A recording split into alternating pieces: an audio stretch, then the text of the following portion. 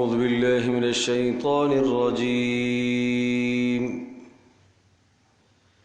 بسم الله الرحمن الرحيم. حاميم تنزيل الكتاب من الله العزيز الحكيم. إن في السماوات والأرض لآيات للمؤمنين وفي خلقكم وما يبث من دابة آيات لقوم يوقنون. واختلاف الليل والنهار وما أنزل الله من السماء من رزق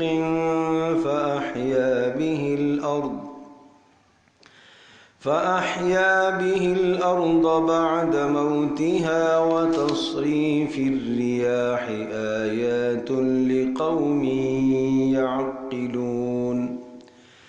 تلك آيات الله نتلوها عليك بالحق فبأي حديث بعد الله وآياته يؤمنون. ويل لكل أفاك أثيم يسمع آيات الله تتلى عليه ثم يصر مستكبرا كأن لم يسمعها فبشره بعذاب أليم. من ورائهم جهنم وإذا علم من آياتنا شيئا اتخذها هزوا أولئك لهم عذاب مهين. من ورائهم جهنم ولا يغني عنهم ما كسبوا شيئا ولا ما اتخذوا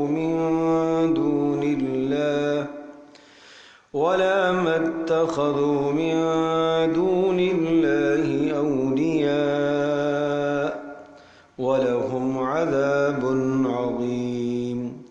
هذا هدى والذين كفروا بآيات ربهم لهم عذاب من رجز أليم. یہ سورۃ الجاثیہ ہے اور اس سورہ مبارکہ میں 37 آیات اور 4 رکوع ہیں، اور یہ سورہ مبارکہ بھی باقی حوامیم کی طرح مکی صورت ہے. اور جاثیہ اس کے آخری رکوع میں لفظ آیا ہے وَتَرَى كُلَّ أُمَّةٍ جَاثِيَةٍ.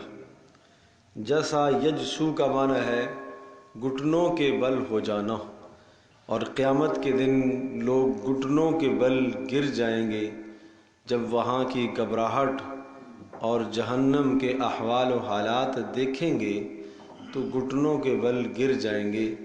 اس پر فرمایا وَتَرَى كُلَّ أُمَّةٍ جَاثِيَةٍ، ہر انسان کو آپ دیکھیں گے کہ وہ گرا ہوا پڑا ہوگا اللہ کے حضور، گھٹنوں کے بل گرے ہوئے ہوں گے.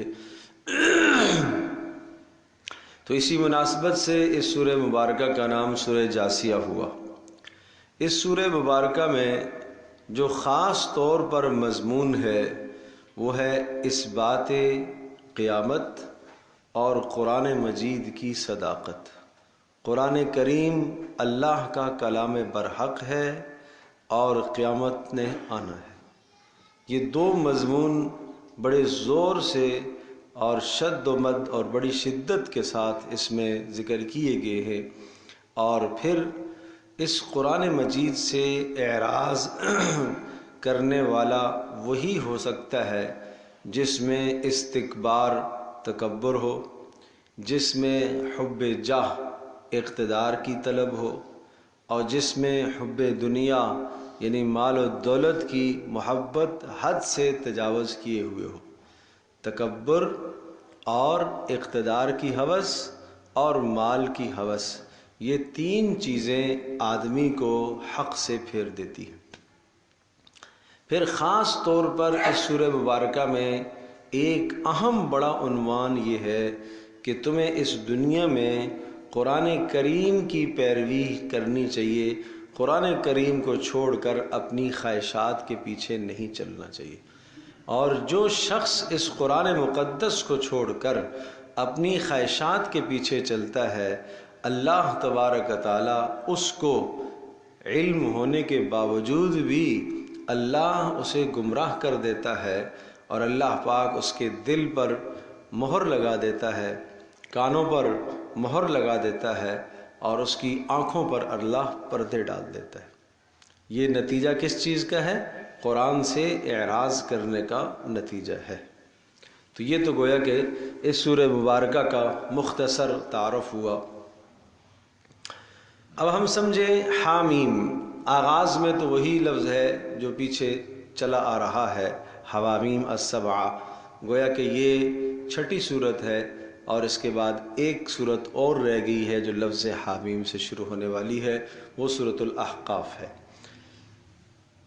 تنزیل الکتاب من اللہ العزیز الحکیم، یہ کتاب نازل کی ہوئی ہے، یا یہ نازل ہونے والا کلام ہے، نازل کیا ہوا کلام ہے، من اللہ، اس اللہ کی جانب سے، العزیز، جو سخت غلبے والا ہے، یعنی وہ ہر قسم کی کمزوری سے، ضعف سے پاک ہے۔ العزیز غلبے والا ہے، لہٰذا اس کے قانون کو کوئی یہ نہیں کہہ سکتا کہ اس قانون میں کوئی سقم ہے، اس لیے کہ اس کو قانون بنانے میں مکمل اختیار اور غلبہ حاصل ہے۔ الحکیم، اور اس کتاب کے اندر ہر بات حکمت اور دانائی کی ہے، اس میں ہر بات تمہاری مصلحت سے متعلق ہے، کوئی چیز ایسی نہیں ہے کہ جس میں تمہارا ضرر اور نقصان ہو۔ اگر کہیں ضرر تمہیں نظر آ رہا تو وہ تمہاری آنکھوں کا دھوکہ ہے، حقیقت میں اس میں فائدہ ہی فائدہ ہے۔ یہ حکمت بری کتاب ہے۔ لہٰذا جب حکمت بری کتاب ہے، عرض کیا تھا کہ جہاں پر لفظ حکمت آتا ہے، کتاب حکیم کا لفظ آتا ہے، یا اللہ کی صفت حکمت ذکر کی جاتی ہے، تو وہاں عام طور پر اللہ کی قدرت کے عقلی دلائل کو بیان کیا جاتا ہے۔ لہٰذا تمہیں بتائیں اللہ کے غلبے کی بات کہ اللہ وہ ذات ہے جو غلبے والا ہے۔ ان فی السماوات والارض لآیات للمؤمنین، جانتے نہیں ہو بے شک آسمانوں کے پیدا کرنے میں اور زمینوں کے پیدا کرنے میں، اور بے شک آسمانوں کے وجود میں اور زمینوں کے وجود میں، لآیات، ایک نہیں دو نہیں بے شمار نشانیاں ہیں، للمؤمنین، ایمان لانے والوں کے لیے۔ کیا نشانی ہے؟ کہ یہ آسمان بغیر ستون کے اللہ کے حکم سے کھڑا ہے، یہ ایک بہت بڑی نشانی ہے۔ فَهَلْ تَرَى مِن تَفَاوُتٍ، آج تک اس میں کوئی آپ نے پھٹن نہیں دیکھی، کوئی شگاف نہیں دیکھا، کوئی دراڑ اس میں تمہیں نظر نہیں آتی۔ یہ اللہ کی قدرت کی ایک بہت بڑی نشانی ہے۔ اس لیے، اور پھر اس آسمان میں ستاروں کا جھڑا ہوا ہونا اللہ کی قدرت کی بڑی نشانیاں ہیں، اور پھر آسمانوں سے اوپر سے بارشوں کا برسنا یہ اللہ کی قدرت کی بڑی نشانی ہے، اور پھر سورج اور چاند کا ہونا اور اس میں تمہارے لیے فائدوں کا ہونا یہ اللہ کی قدرت کی بڑی نشانیاں ہیں للمؤمنین۔ لیکن یقیناً یہ نشانیاں فائدہ کس کو دیتی ہیں؟ ماننے والے۔ جو ہے ہی دہریہ، اللہ کے وجود ہی کا انکاری ہے، اسے کیا فائدہ ہوگا؟ للمؤمنین، ماننے والے کو فائدہ دے گا۔ ایک آدمی کسی کی کبریائی، کسی ذات کی کبریائی اور اس کی جبروت اور اس کی عظمت کا قائل ہے، تو پھر اس کے سامنے جب کوئی دلیل آئے گی تو مزید عظمت دل میں پیدا ہوگی، محبت پیدا ہوگی۔ ایک آدمی پہلے سے اگر کسی سے نفرت اور اس کی نفرت کی آگ دل میں لیے بیٹھا ہوا ہے، اب اس کی جو اچھائی بھی نظر آئے گی وہ اس کو برائی لگے گی۔ اس لیے فرمایا للمؤمنین، ایمان والوں کو فائدہ ہوگا۔ وفی خلقکم، اور صرف یہاں تک بس نہیں ہے کہ آسمان زمین میں نشانیاں ہیں، وفی خلقکم، اور تمہاری تخلیق میں تمہیں جو اس نے پیدا کیا اس میں بھی تو اس کی قدرت کی نشانیاں ہیں، وما یبث من دابہ، اور فرمایا وہ جو اس نے پھیلائے ہیں چوپائے زمین میں پھیلائے ہیں، کتنے چوپائے جانور اس نے زمین میں پھیلائے ہیں، آیات لقوم یوقنون، یہ ان کے لیے نشانیاں ہیں جو یقین رکھتے ہیں کہ یہ سب چیزوں کا خالق اللہ ہے۔ اس بات کا جس شخص کو یقین ہے اسے ایک ایک چیز دیکھ کر زمین پر چلنے والا کیڑا مکوڑا، زمین پر چلنے والی چونٹی، بہت چھوٹے جثے اور جسم کی مالک مخلوق زمین پر جب چلتی ہے تو آدمی سوچے تو صحیح کہ یہ بھی اللہ کا نظام ہے، اس کے اندر بھی اللہ نے کیا کیا نظام پیدا کیا ہے۔ کیا اس مچھر اور اس مکھی اور اس معمولی سی چیز جو بالکل آنکھوں سے صحیح طرح سے نظر بھی نہیں آتی ہے، اس کا بھی کوئی خالق ہے، اسے بھی اللہ پاک نے حرکت کرنے کی طاقت اور صلاحیت عطا کر رکھی ہے، اور جناب یہ بھی دنیا میں جیتا ہے، یہ بھی اللہ کے دیے ہوئے رزق کو کھاتا ہے، یہ کیڑا بھی، یہ مکوڑا بھی، یہ باریک چونٹی بھی، یہ سب اللہ کی قدرت کی نشانیاں ہیں۔ تیسری دلیل واختلاف اللیل والنہار، اور دن اور رات کا ایک دوسرے کے پیچھے آنا، دن رات کا اختلاف، دن کے بعد رات، رات کے بعد دن، اور یا دوسرا معنی یہ ہے واختلاف اللیل والنہار، رات کا مختصر ہونا، دن کا لمبا ہونا، دن کا لمبا ہونا اور دن کا مختصر ہونا، رات کا لمبا ہونا، یہ اللہ کی قدرت کی تیسری نشانی۔ وما انزل اللہ من السماء، اور چوتھی نشانی آسمان سے جو اللہ نے برسایا ہے، من رزق، رزق کو برسایا، اس رزق سے مراد پانی ہے، آسمان سے بارش برسائی، اور فَأَحْيَا بِهِ الْأَرْضَ بَعْدَ مَوْتِهَا، اور پھر زندہ کیا اس نے اس پانی کے ذریعے سے بنجر زمین کو، جس طرح سے بنجر زمین کو وہ اللہ زندہ کرتا ہے آسمان سے پانی اور بارش برسا کر، اسی طرح سے آسمان سے وحی کو نازل کر کے بنجر اور مردہ دلوں کو اللہ زندہ کرتا ہے۔ چھٹی نشانی وتصریف الریاح، تصریف الریاح،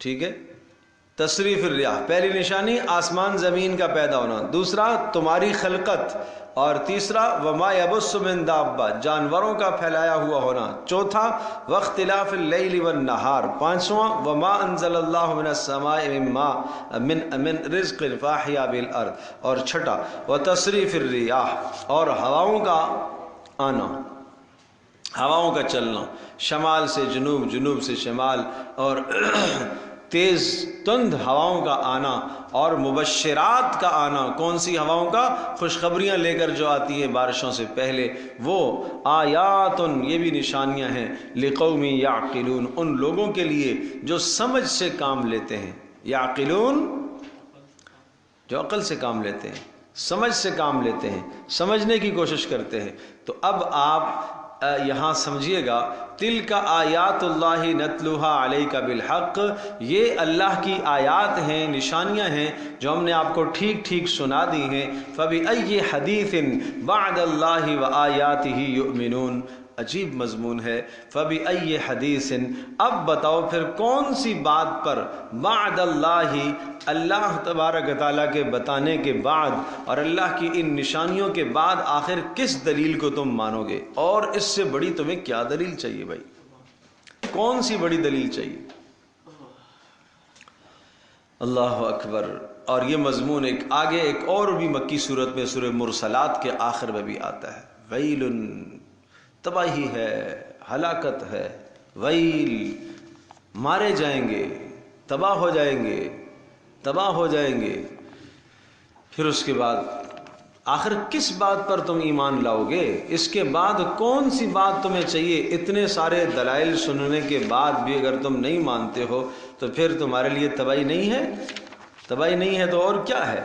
فَبِأَيِّ حَدِيثٍ بَعْدَهُ يُؤْمِنُونَ، سورہ مرسلات یعنی 29ویں پارے کی آخری صورت ہے، اس میں بھی یہی مضمون آیا ہے، فَبِأَيِّ حَدِيثٍ بَعْدَهُ يُؤْمِنُونَ، اس کے بعد کس بات پر ایمان لائیں گے اور کیا دلیل ان کو چاہیے؟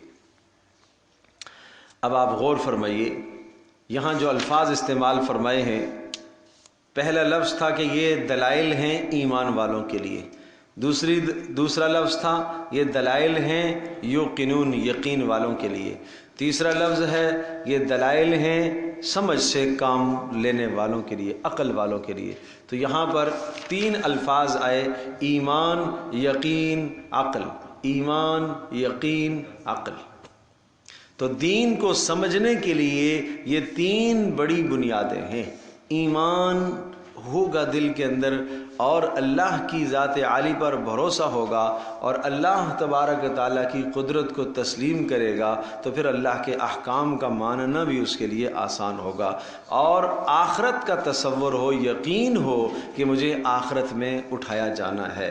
اللہ کی ذات عالی پر، اللہ کی قدرت پر، مرنے کے بعد اٹھنے پر ایسا یقین ہو جیسا رات کو آدمی سوتا ہے اور صبح جاگنے کا یقین ہوتا ہے، اسی طرح سے مرنے کے بعد اٹھائے جانے کا بھی یقین ہونا چاہیے۔ اور پھر سمجھ سے آدمی کام لے، عقل سے آدمی کام لے، تو یقیناً اس کے لیے بڑی نشانیاں ہیں۔ یہ ساری باتیں کرنے کے بعد ویل، تباہی ہے، تباہی ہے، کس کے لیے؟ لکل افاک اثیم، جھوٹ گڑنے والے کے لیے۔ افاک، افاک، افک کہتے ہیں جھوٹ کو، چھوٹا موٹا جھوٹ نہیں، بہت بڑا جھوٹ، بہتان، الزام۔ افک مبین جو آیا ہے سورہ نور کے اندر بھی آیا ہے، تو افک کہتے ہیں بہت بڑا بہتان۔ معنی یہ ہوا کہ افاک جو بہتان باندھتا ہے اللہ پر، اللہ کی توحید اور وحدانیت کا انکار کرتا ہے، یا اللہ تبارک تعالیٰ کے لیے اولاد ثابت کرتا ہے، یا من گھڑت اور برے عقائد کو گھڑتا ہے، یہ کیا کہلائے گا؟ یہ افاک کہلائے گا۔ سمجھے بھائی؟ توحید، رسالت، آخرت کے متعلق برے نظریات لوگوں کے سامنے پیش کرنا، قرآن کے متعلق وسوسے ڈالنا، خیالات ڈالنا، یہ کیا کہلاتا ہے؟ یہ افک ہے۔ یہ بہت بڑا جھوٹ ہے، بڑا جھوٹ ہے، ٹھیک ہے؟ تو کیا کہا؟ تباہی ہے کس کے لیے؟ افاک، جھوٹے عقائد گڑنے والے کے لیے، قرآن کو جھٹلانے والے کے لیے، آخرت کا انکار کرنے والے کے لیے، اثیم، گناہگار۔ یسمع آیات اللہ، اب دیکھیے گا اس کی عادات بیان کی کہ یہ افاک کون ہے۔ کہتے ہیں کہ یسمع آیات اللہ، یہ اللہ کی آیات کو کیا کرتا ہے؟ سنتا ہے، سنتا ہے، سنتا تو ہے، پھر کیا کرتا ہے؟ تتلا علیہ، وہ آیات جو اس پر تلاوت کی جاتی ہیں، ثم یصر مستکبرا کأن لم یسمعها، اور پھر ایسے اڑ جاتا ہے، اصرار کرتا ہے، تکبر کرتے ہوئے، ایسا گویا کہ اس نے سنا ہی نہیں ہے۔ اتنی بڑی دلیل اس کو بتائی گئی اور اتنی بڑی بات اس کو سنائی گئی، جہنم کا خوف دلایا گیا، لیکن اس میں ذرہ برابر جوں نہیں رینگتی، ایک ذرہ متاثر نہیں ہوتا۔ کأن لم یسمعها، ایسا ہے گویا کہ اس نے سنا ہی نہیں ہے۔ تو یہ کیوں ہوا؟ فائدہ کیوں نہیں حاصل کر رہا قرآن سے؟ نہیں سمجھے؟ تکبر، تکبر، ثم یصر مستکبرا، تکبر، تکبر اس کو کچھ نہیں کرنے دیتا، مجھے ضرورت ہی نہیں ہے۔ قرآن کی محافل میں اور مجالس میں بیٹھے اور توجہ نہ دے، اپنے آپ کی ضرورت نہ سمجھے، مستغنی سمجھے، مجھے ضرورت ہی نہیں ہے، تو یہ کیا ہے؟ یہ ہے استکبار۔ اور جب استکبار ہوتا ہے تو پھر اللہ تبارک تعالیٰ مہر لگا دیتا ہے۔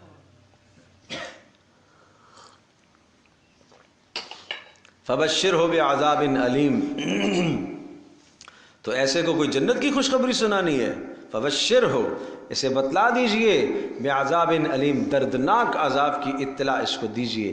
وَإِذَا عَلِمَ مِنْ آیَاتِنَا، میرے عزیز دوستوں اور بزرگوں، سوچئے گا کہ کہیں ہمارا شمار ایسے لوگوں میں تو نہیں ہے۔ وَإِذَا عَلِمَ، اور وہ جب جانتا ہے، من آیاتنا، ہماری کسی نشانی کو یا ہمارے کسی حکم کو جانتا ہے، اور اس کے سامنے ہمارا کوئی حکم بیان کیا جاتا ہے اتخذھا ہزوا تو اس کا مذاق اڑانے لگ جاتا ہے، اس کا مذاق اڑانے لگ جاتا ہے۔ آج ہماری مجالس میں، ہماری محافل میں بھی ایسا ہو جاتا ہے کبھی کبھی۔ پردے کی بات آئی اس پر طنز شروع ہو گیا، داڑھی کی بات آئی اس پر طنز شروع ہو گیا، نماز کی بات آئی کسی نمازی کا تذکرہ آیا اس پر طنز شروع ہو گیا، علماء کا تذکرہ آیا ان پر طنز کرنا شروع کر دیا۔ تو یہ کیا ہے؟ جب ہماری آیات اور ہماری نشانیاں اس کے سامنے آتی ہیں اتخذھا ہزوا تو ان نشانیوں کا مذاق اڑاتا ہے۔ آیات سے مراد نشانیاں، احکام، سب چیزیں ہیں۔ اولئک لہم عذاب مہین، اس کے لیے ذلت امیز عذاب ہے۔ من ورائہم جہنم، اور سامنے جہنم ہے۔ ولا یغنی عنہم ما کسبوا شیئا، اور اس کو فائدہ نہیں دے گا۔ ولا یغنی، اسے فائدہ ایسے لوگوں کو نہیں دے گا۔ ما کسبوا، جو کچھ انہوں نے کمایا اس دنیا میں، شرک اور کفر اور برے نظریات اور عقائد کو حاصل کیا انہوں نے، تو کچھ بھی یہ فائدہ نہیں دے گا۔ ولا متخذوا من دون اللہ اولیاء، ولا، اور نہ ہی ما، جو کہ اتخذوا انہوں نے ٹھہرایا ہے، من دون اللہ، اللہ کے علاوہ، اولیاء، اوروں کو معبود بنایا ہے۔ اوروں کو معبود بنانے کا معنی کہ اوروں کو حاجت روا، مشکل کشا، مجھے کس کی کیا ضرورت ہے، میرے پاس تو دوست و احباب بہت ہیں، دینے والے بھی بہت ہیں، کھلانے والے بھی بہت ہیں، پلانے والے بھی بہت ہیں، اور عزت کرنے والے بھی بہت ہیں، مجھے اس کی ضرورت نہیں۔ تو اس نے گویا کہ اللہ کے علاوہ دوسروں کو اپنا حمایتی سمجھا۔ وَلَهُمْ عَذَابٌ عَظِيمٌ، تو ایسے کے لیے بڑا عذاب۔ ہَذَا ہُدیٰ، یہ جو کچھ ذکر کیا یہ ہدایت نامہ ہے اللہ کی جانب سے۔ والذین کفروا بآیات ربہم، اور وہ لوگ جو ہماری آیات کا انکار کرتے ہیں، لہم عذاب من رجز علیم، ان کے لیے دردناک، ان کے لیے ذلت آمیز رجز، سختی والا عذاب، اور علیم، درد پیدا کرنے والا، ہر دن درد کو بڑھاتا رہے گا وہ عذاب۔ اللہ الذی سخر لکم البحر، پہلے دلائل آپ کو دیے اور اس کے بعد پھر بتایا کہ ان دلائل سے مستفید کون نہیں ہو سکتا، جو متکبر ہو، وہ ان دلائل کو دیکھ کر عبرت نہیں حاصل کرتا۔ اب پھر سے دلائل آئے، اللہ الذی سخر لکم البحر، اللہ ہی تو وہ ذات ہے۔ اب آپ یوں سمجھیے کہ پہلے جو العزیز سے تعلق رکھنے والے دلائل تھے کہ اللہ کا غلبہ ہے اور اس غلبے کے مطابق اس کے دلائل، اب اگلے دلائل الحکیم، اللہ تبارک و تعالیٰ کی حکمت ہے، اس نے پیدا کیا تمہارے لیے سمندر کو، لتجری الفلک فیہ بامرہ، اور تاکہ چلیں اس میں کشتیاں بامرہ، اس کے حکم کے مطابق، اس کے فیصلے کے مطابق۔ اور غایت کیا ہے، غرض کیا ہے ان کشتیوں کی، بڑے بڑے جہازوں کی، وَلِتَبْتَغُوا مِنْ فَضْلِهِ، تاکہ تم تلاش کرو اس کا فضل۔ فضل سے مراد روزی، رزق تلاش کرو، سمندروں میں ایک ملک سے دوسرے ملک میں سفر کرو اور رزق تلاش کرو، اور پھر رزق جب مل جائے تو کیا کرنا چاہیے، وَلَعَلَّكُمْ تَشْكُرُونَ، تاکہ تمہیں شکر ادا کرنا چاہیے۔ نوکری ملنے پر پھر شکر ادا کرنا چاہیے۔ پہلے جس طرح سے بے روزگار ہو کے مانگ رہا تھا اور لجاجت کر رہا تھا، دعائیں کر رہا تھا، کرا رہا تھا، رات کو اٹھ کے نفل پڑھتا تھا، اب مل گئی تو ملنے کے بعد کچھ شکرانہ بھی تو کرنا چاہیے نا۔ ورنہ عام طور پر مصیبت آنے پر تو ہم اللہ کو پکارتے ہیں، مصیبت کے ٹل جانے کا پھر ہم بھول جاتے ہیں، شکرانہ نہیں پڑھتے ہم۔ وَلَعَلَّكُمْ تَشْكُرُونَ، تاکہ شکر ادا کرے۔ وَسَخَّرَ لَكُم مَّا فِي السَّمَاوَاتِ وَمَا فِي الْأَرْضِ، اور تمہارے ہی نفع کے لیے، تمہارے ہی کام میں لگا دیا ہے آسمانوں میں جو کچھ اس نے بنایا ہے، وَمَا فِي الْأَرْضِ، اور جو کچھ زمینوں میں ہے، یعنی آسمانوں میں چاند، سورج، ستارے تو تمہارے فائدوں کے لیے، اور زمینوں کے اندر جو نباتات ہیں وہ تمہارے نفع کے لیے ہیں، اور زمین کے اندر جو خزانے اس نے رکھے ہیں وہ سب تمہارے نفع کے لیے۔ جمیعا منہ، یہ سب چیزیں کس کی طرف سے ہیں؟ یہ اللہ کی طرف سے۔ ان فی ذلک لآیات لقوم یتفکرون، یہ بڑی دلیلیں ہیں ان لوگوں کے لیے جو غور و فکر کرتے ہیں، اللہ کی نشانیوں پر فکر کرتے ہیں۔ اب یہاں پر یوں سمجھیے گا کہ ایک ترغیب دی جا رہی ہے کہ تحقیقات، زمین و آسمان میں آپ تحقیقات کریں، آپ آگے بڑھیں، آپ ریسرچ کریں، آپ دیکھیں، آسمان کی قدرت کو دیکھیں، آسمان میں ستاروں کے نظام کو دیکھیں، چاند سورج کے نظاموں کو آپ دیکھیں، اور اسی طرح سے زمین کی تہوں کے اندر جو اللہ نے خزانے چھپائے ہیں ان کے اندر غور و فکر کریں۔ یتفکرون کا لفظ ترغیب دے رہا ہے، بتا رہا ہے کہ ہمیں ان چیزوں کے اندر غور کرنا چاہیے۔ اسلام اس سائنس سے آپ کو نہیں روکتا ہے، اس ترقی سے آپ کو نہیں روکتا ہے، آپ آگے بڑھیے، لیکن اسلام آپ کو تلقین اور ترغیب دیتا ہے تاکہ یہ ساری چیزیں دیکھ کر آپ کو اللہ کی قدرت کا مزید یقین آئے۔ بات سمجھ آئی بھائی؟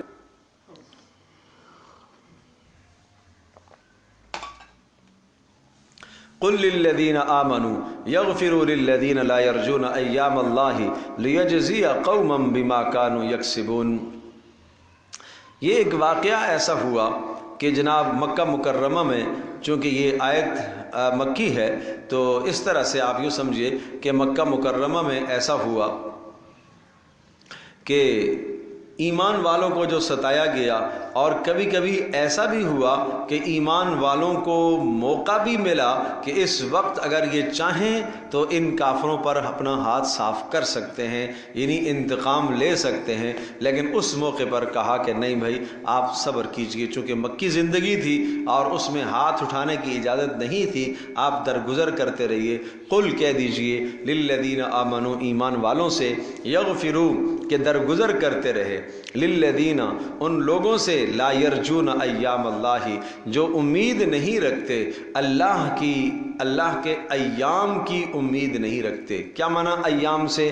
اللہ کی طرف سے آنے والے عذابات کا یقین جنہیں نہیں ہے، آپ درگزر کریں۔ لیجزی قوما بما كانوا یکسبون، تاکہ اللہ تبارک و تعالیٰ بدلہ دے ان کو ان کے جرائم کا، جو شرک اور کفر انہوں نے کیا ہے اس کا بدلہ ان کو اللہ دے گا۔ من عمل صالحا فلنفسہ، جس نے عمل کیا نیک اس نے اپنے لیے کیا، ومن اساء فعلیہا، اور جس نے جرم کیا اس جرم کی سزا بھگتے گا۔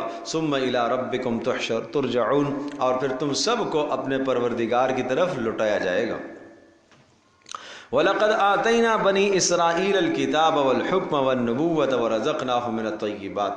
اب آپ یوں سمجھیے گا کہ دلیل نقلی کے بعد اور دلیل عقلی کے بعد، عقلی دلائل تھے، عقلی دلائل کے بعد اب نقلی دلیل آئی۔ نقلی دلیل میں پہلے عرض کر چکا ہوں کہ کس کو کہتے ہیں؟ جب گزشتہ نبیوں کا واقعہ آ جائے، گزشتہ کتابوں کا واقعہ آ جاتا ہے تو اس کو دلیل نقلی، نقل کرنا، منتقل کرنا، اس کو دلیل نقلی کہا جاتا ہے۔ وَلَقَدْ آتَيْنَا بَنِي إِسْرَائِيلَ الْكِتَابَ، اور ہم نے بنی اسرائیل کو کتاب دی آسمانی، والحکمہ، اور ہم نے ان کو حکمت اور دانائی کی باتیں بھی دی ہیں، اور اس سے مراد حکمت اور دانائی کی باتیں اور صحیفے جو اللہ پاک نے اتارے ہیں حضرت موسیٰ علیہ السلام پر جو صحیفے آئے وہ صحیفے مراد ہیں۔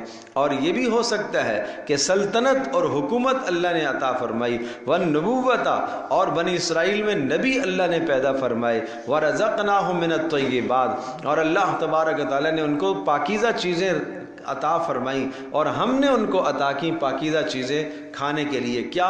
من و سلوہ آسمان سے اتارا، وفضلناہم علی العالمین، اور ہم نے ان کو فضیلت دی اس زمانے کے لوگوں پر، جو اس جہان کے اس زمانے کے لوگ تھے سب پر ہم نے فضیلت دی۔ وآتیناہم بینات من الامر، اور ہم نے ان کو عطا کیا ہے بینات من الامر، واضح کھلے دلائل، من الامر دین کے کھلے دلائل ہم نے ان کو دیے۔ موسیٰ علیہ السلام کو معجزات عطا فرمائے۔ فما اختلفوا الا من بعد ما جاءهم العلم، انہوں نے اختلاف نہیں کیا مگر اس وقت کیا جب ان کے پاس علم آ چکا، یعنی تورات نازل ہو چکی، تو پھر آپس میں پھر سے یہ بھڑ گئے، لڑ گئے۔ کیوں؟ بغین بینہم، باہمی حسد کی وجہ سے۔ تو اے اہل مکہ، تمہارا بھی یہی حال تھا کہ تم بھی ایک طرز پر چل رہے تھے، محمد رسول اللہ صلی اللہ علیہ وسلم کے حمایتی تھے، صادق و امین کہتے تھے۔ اختلاف تمہارا محمد رسول اللہ سے کب شروع ہوا؟ جب علم آیا، جب قرآن آیا۔ جب تک تم جہالت میں تھے تو تمہیں کوئی اختلاف نہیں تھا۔ جب محمد رسول اللہ صلی اللہ علیہ وسلم نے توحید کی بات فرمائی ہے اور تمہارے بتوں پر ضرب کاری کی ہے تو تم نے کیا کرنا شروع کر دیا؟ اختلاف۔ ان ربک یقضی بینہم یوم القیامہ، بے شک تیرا پروردگار فیصلہ کرے گا ان کے درمیان میں قیامت کے دن، فیما کانوا فیہ یختلفون، ان مسائل میں جن میں یہ اختلاف رکھتے ہیں، ثم جعلناک علی شریعۃ من الامر فاتبعها، پھر اللہ تبارک و تعالیٰ نے آپ کو چلایا ہے ایک واضح راہ پر، شریعہ ایک واضح راستے پر، من الامر ای من امر الدین، دین کے معاملے میں ایک صاف اور شفاف اور کھلے راستے پر اللہ نے آپ کو چلایا ہے، فاتبعها، لہذا اس راستے کی آپ اتباع کیجئے گا، ولا تتبع اہواء الذین لا یعلمون، اور مت پیروی کیجئے گا ان لوگوں کی جو نہیں جانتے۔ خوب غور سے سمجھیے گا، خوب غور سے سمجھیے گا، یہ آیت مجھے اور آپ کو بھی خطاب کر رہی ہے۔ بظاہر رسول اللہ صلی اللہ تعالیٰ علیہ وسلم کو خطاب ہے، لیکن آپ کے توسط سے امت کو کہنا مقصود ہے، اس لیے کہ رسول اللہ صلی اللہ تعالیٰ علیہ وسلم کسی اور کی خواہشات کی پیروی تو نہیں کرتے، وہ تو اللہ کے حکم کی پیروی کر رہے، لیکن پھر کہا جا رہا ہے آپ ان لوگوں کی خواہشات کے پیچھے نہ چلیں جو نہیں جانتے۔ معلوم یہ چلا کہ ہم اپنے معاشرے میں دین پر عمل کر رہے ہوں، اور اگر ہمیں کوئی کہے کہ نہیں بھائی یہ طریقہ پرانا ہو گیا ہے، اس پر نہیں چلا جا سکتا ہے، ہمارے ہاں یہ رواج ہے، یہ رواج ہے، یہ رسم ہے، تو تمہیں ان رسموں کو نہیں دیکھنا چاہیے، تمہیں کس کی اتباع کرنی چاہیے؟ اللہ کے حکم کی اتباع کرنی چاہیے، یہ خیال کرنا چاہیے۔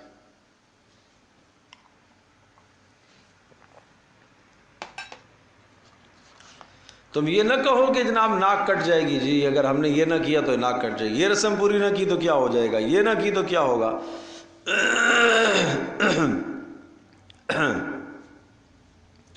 ان خواہشات کے پیچھے آدمی کو نہیں چلنا چاہیے، بالکل نہیں چلنا چاہیے، بالکل نہیں چلنا چاہیے۔ دین پر استقامت رکھنے والے آدمی کو خواہشات کی پیروی نہیں کرنی چاہیے۔ انہم لن یغنوا عنک من اللہ شیئا، یاد رکھیے گا یہ خواہشات کے مطابق چلنے والے ہیں، انہم لن یغنوا، یہ سب کے سب جو نہیں جانتے آج آپ کو خواہشات کی دعوت دیتے ہیں اور گناہوں کی دعوت دیتے ہیں، یہ اللہ کے عذاب سے لن یغنوا، نہیں بچا سکتے آپ کو اللہ کے عذاب سے۔ وَإِنَّ الظَّالِمِينَ بَعْضُهُمْ أَوْلِيَاءُ بَعْضٍ، اور یہ ظالم یہ تو بعض کے دوست ہیں، آپ کا ان سے کوئی تعلق نہیں ہے، یہ ہمیشہ ایک دوسروں کو گناہوں کی دعوت دیتے ہیں، گناہوں کی مجالس قائم کرتے ہیں۔ واللہ ولی المتقین، غم نہ کرنا، اللہ تبارک و تعالی متقیوں کا دوست اور ولی ہے، اور جب اللہ پاک متقیوں کا دوست ہے تو وہ کیا کرے گا؟ یخرجہم من الظلمات الی النور، اللہ ولی الذین آمنوا، جیسے سورۃ البقرہ میں آیت الکرسی کے بعد آتا ہے کہ اللہ ولی الذین آمنوا، اللہ پاک ایمان والوں کو دوست ہے، یخرجہم من الظلمات الی النور، اللہ ان کو اندھیروں سے روشنیوں کی طرف لے کے آئے گا۔ ان کے اولیاء شیطان ہیں، اور شیطان جس کا ولی ہوتا ہے کیا کرتا ہے؟ یخرجونہم من النور الی الظلمات، شیطان ان کو نور سے، ایمان سے اندھیرے کی طرف لے کے جاتا ہے، اور جس کا ولی اور والی اللہ ہوتا ہے، اللہ اس کو اندھیرے سے روشنی کی طرف لاتا ہے۔ اللہ کرے ہم سب کا والی اللہ بن جائے۔ ھذا بصائر للناس، یہ سب سمجھنے کی باتیں ہیں، یہ اب اسباب ہیں تبصر کے، سمجھنے کے اسباب ہیں جو ہم نے آپ کے سامنے ذکر کر دیے۔ وہدن، اور یہ قرآن ہدایت نامہ ہے، ورحمتن، اور یہ رحمت کا ذریعہ ہے، لقوم یوقنون، ان لوگوں کے لیے جو یقین رکھتے ہیں۔ ام حسب الذین اجترحوا السیئات، اب یہ بتایا جا رہا ہے میدان محشر میں ہمارا عدل کام کرے گا، عدل و انصاف ہوگا۔ ام حسبا، کیا یہ گمان کر بیٹھے ہیں کون لوگ؟ الذین، وہ لوگ، اجترحوا، اکتسبوا، جنہوں نے کمائے ہیں، السیئات، گناہ کمائے ہیں، بد اعتقادی، بد عملی، برے نظریات، بری سوچ، السیئات، یہ سب چیزیں اس میں شامل ہیں، جنہوں نے کمائے ہیں اس دنیا میں برے نظریات۔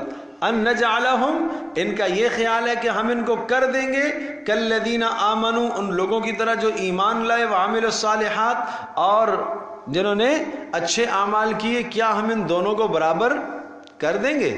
نہیں کریں گے۔ نہیں سمجھے بات؟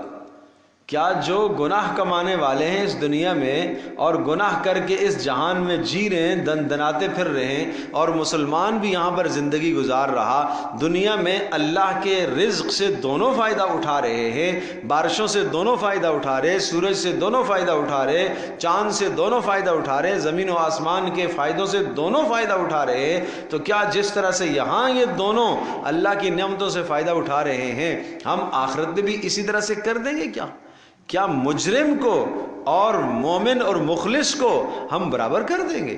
نہیں ہو سکے گا، نہیں۔ سواء محیاہم و مماتہم، بھلا بتاؤ تو صحیح، کیا زندے اور مردے برابر ہوتے ہیں کیا؟ نہیں سمجھے؟ یہ اشارہ اس بات کی طرف ہے کہ جو اللہ کی بات نہیں مانتے وہ مردوں کی طرح ہیں، اور جو مانتے ہیں وہ زندوں کی طرح ہیں۔ کیا بھلا زندہ اور مردہ برابر ہو سکتا ہے؟ مردے کو تو دفنایا جاتا ہے اس کو۔ بات سمجھے بھائی؟ میرے عزیز دوستوں اور بزرگوں اور ماں اور بہنوں، سمجھنے کی بات ہے، بہت خوب سمجھنے کی بات ہے۔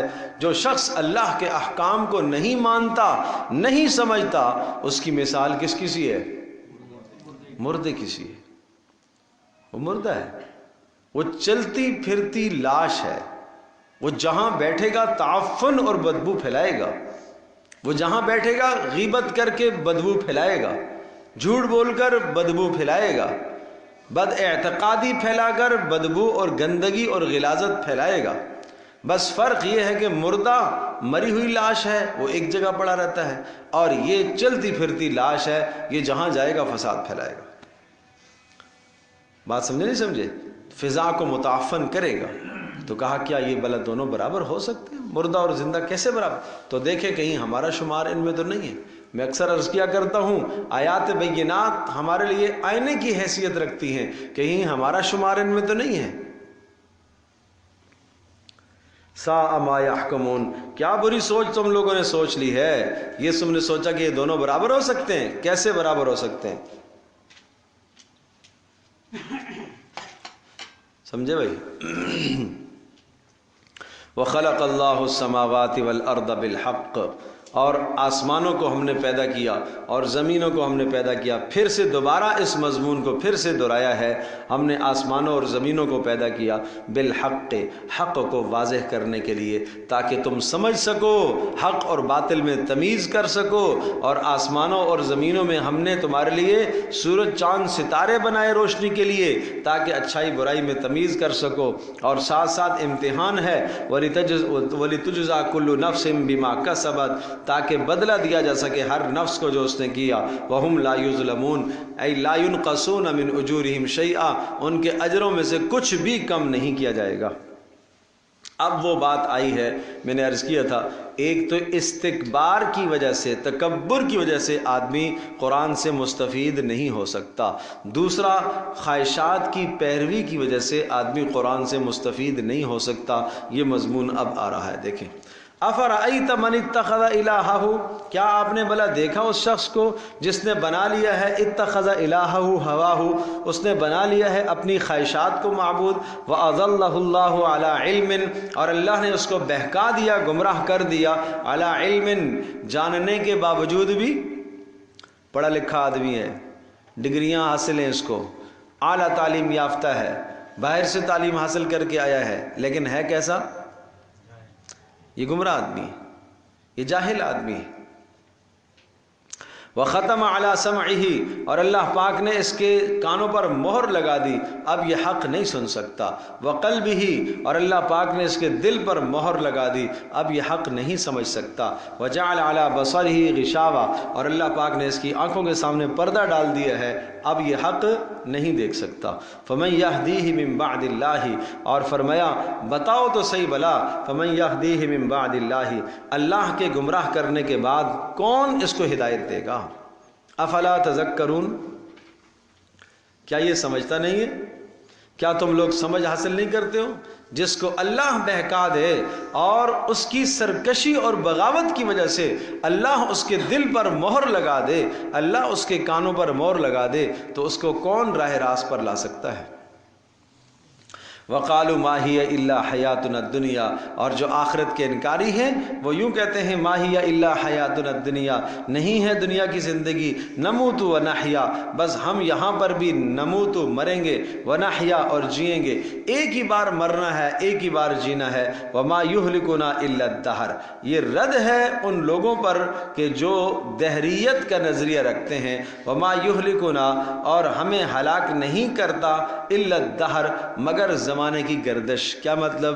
بھائی یہ جو موت آتی ہے نا، یہ موت اس لیے آئی ہے کہ یہ بچہ تھا اور جناب بڑا ہوا، بوڑھا ہوا، ہوتے ہوتے ہوتے ہوتے ہوتے اب اس کے اعضاء جواب دے چکے، اب اس کی آنکھیں جواب دے چکی، اب اس کی زبان جواب دے چکی، ہڈیاں اس کی جواب دے چکی، تو اب آپ یوں سمجھیں کہ بس اس نے مرنا ہی تھا، یوں انکار کرتے ہیں۔ حالانکہ اللہ تبارک و تعالیٰ ایک جوان کو بھی موت دے دیتا ہے، اس کو تو ابھی کوئی بھی بیماری نہیں لگی تھی۔ تو یہ سمجھایا جا رہا ہے کہ صرف گردش زمانہ سے موت کا تعلق نہیں ہے، موت کا تعلق تو اللہ کی قدرت کے ساتھ ہے، مارنے والا اور زندہ رکھنے والا تو اللہ ہے۔ ما لہم بذالک من علم، اور اس اپنے دعوے میں ان پر کوئی دلیل بھی نہیں ہے، انہم الا یظنون، اور یہ محض اٹکلوں کی باتیں کرتے ہیں، بس خیالات برساتے رہتے ہیں، باقی کچھ نہیں ہے، حقیقت کچھ نہیں ہے۔ وَإِذَا تُتْلَىٰ عَلَيْهِمْ آيَاتُنَا بَيِّنَاتٍ، اور جب ہماری آیات ان کے سامنے تلاوت کی جاتی ہیں، ما کان حجتہم، حجہ سے مراد جواب ہے، ما کان حجتہم، نہیں ان کا جواب ہوتا، الا ان قالوا، مگر یہ کہتے ہیں، کیا کہتے ہیں؟ ائتوا بآبائنا ان کنتم صادقین، تم یہ کہتے ہو کہ مرنے کے بعد اٹھائے جائیں گے، تو لاؤ ہمارے آباء و اجداد، وہ ہمارے پردادا جو مر گئے ان کو زندہ کر کے تو دکھاؤ۔ بات سمجھے بھائی؟ ہماری نسل میں ایک پرانا بابا مر گیا، اس کو زندہ کر کے دکھاؤ، اس قسم کی باتیں کرتے ہیں۔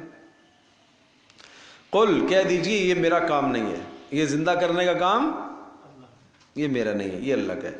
اللہ یحییکم، اللہ ہی تمہیں زندہ کرے گا، اللہ ہی تمہیں زندہ کرتا ہے، ثم یمیتکم، اور پھر تمہیں موت بھی دیتا ہے، ثم یجمعکم الی یوم القیامہ، اور پھر تم سب کو جمع کرے گا قیامت کے دن، لا ریب فیہ، جس دن کے آنے میں کوئی شک شبہ کی گنجائش نہیں ہے، ولکن اکثر الناس لا یعلمون، اکثر لوگ اس بات کو نہیں جانتے۔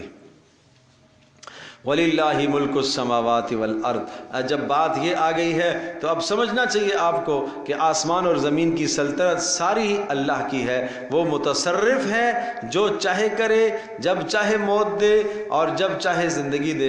وَيَوْمَ تَقُومُ السَّاعَةُ، اور جس دن قیامت قائم ہوگی، يَوْمَئِذٍ يَخْسَرُ الْمُبْطِلُونَ، اس دن خسارہ پا جائیں گے باطل پرست لوگ، وہ سب کے سب خسارہ پائیں گے۔ وَتَرَىٰ كُلَّ أُمَّةٍ جَاثِيَةٍ، اور آپ دیکھیں گے پوری امت کو، ہر انسان کو، مراد ہر انسان ہے، وہ ہیبت کے مارے گھٹنوں کے بل گرے ہوئے ہوں گے، ہیبت کے مارے گھٹنوں پر گرے ہوئے ہوں گے۔ کل امت تدعی الی کتابہا، اور ہر شخص کو بلا لیا جائے گا الی کتابہا، اپنے مکتوب کی طرف، یعنی اپنا صحیفہ عمل کی طرف ہر انسان کو بلایا جائے گا۔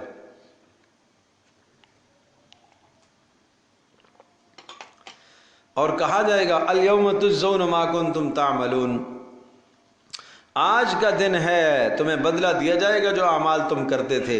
ھذا کتابنا ینطق علیکم بالحق، ہائے ہائے ہائے، سوچنے کی بات ہے۔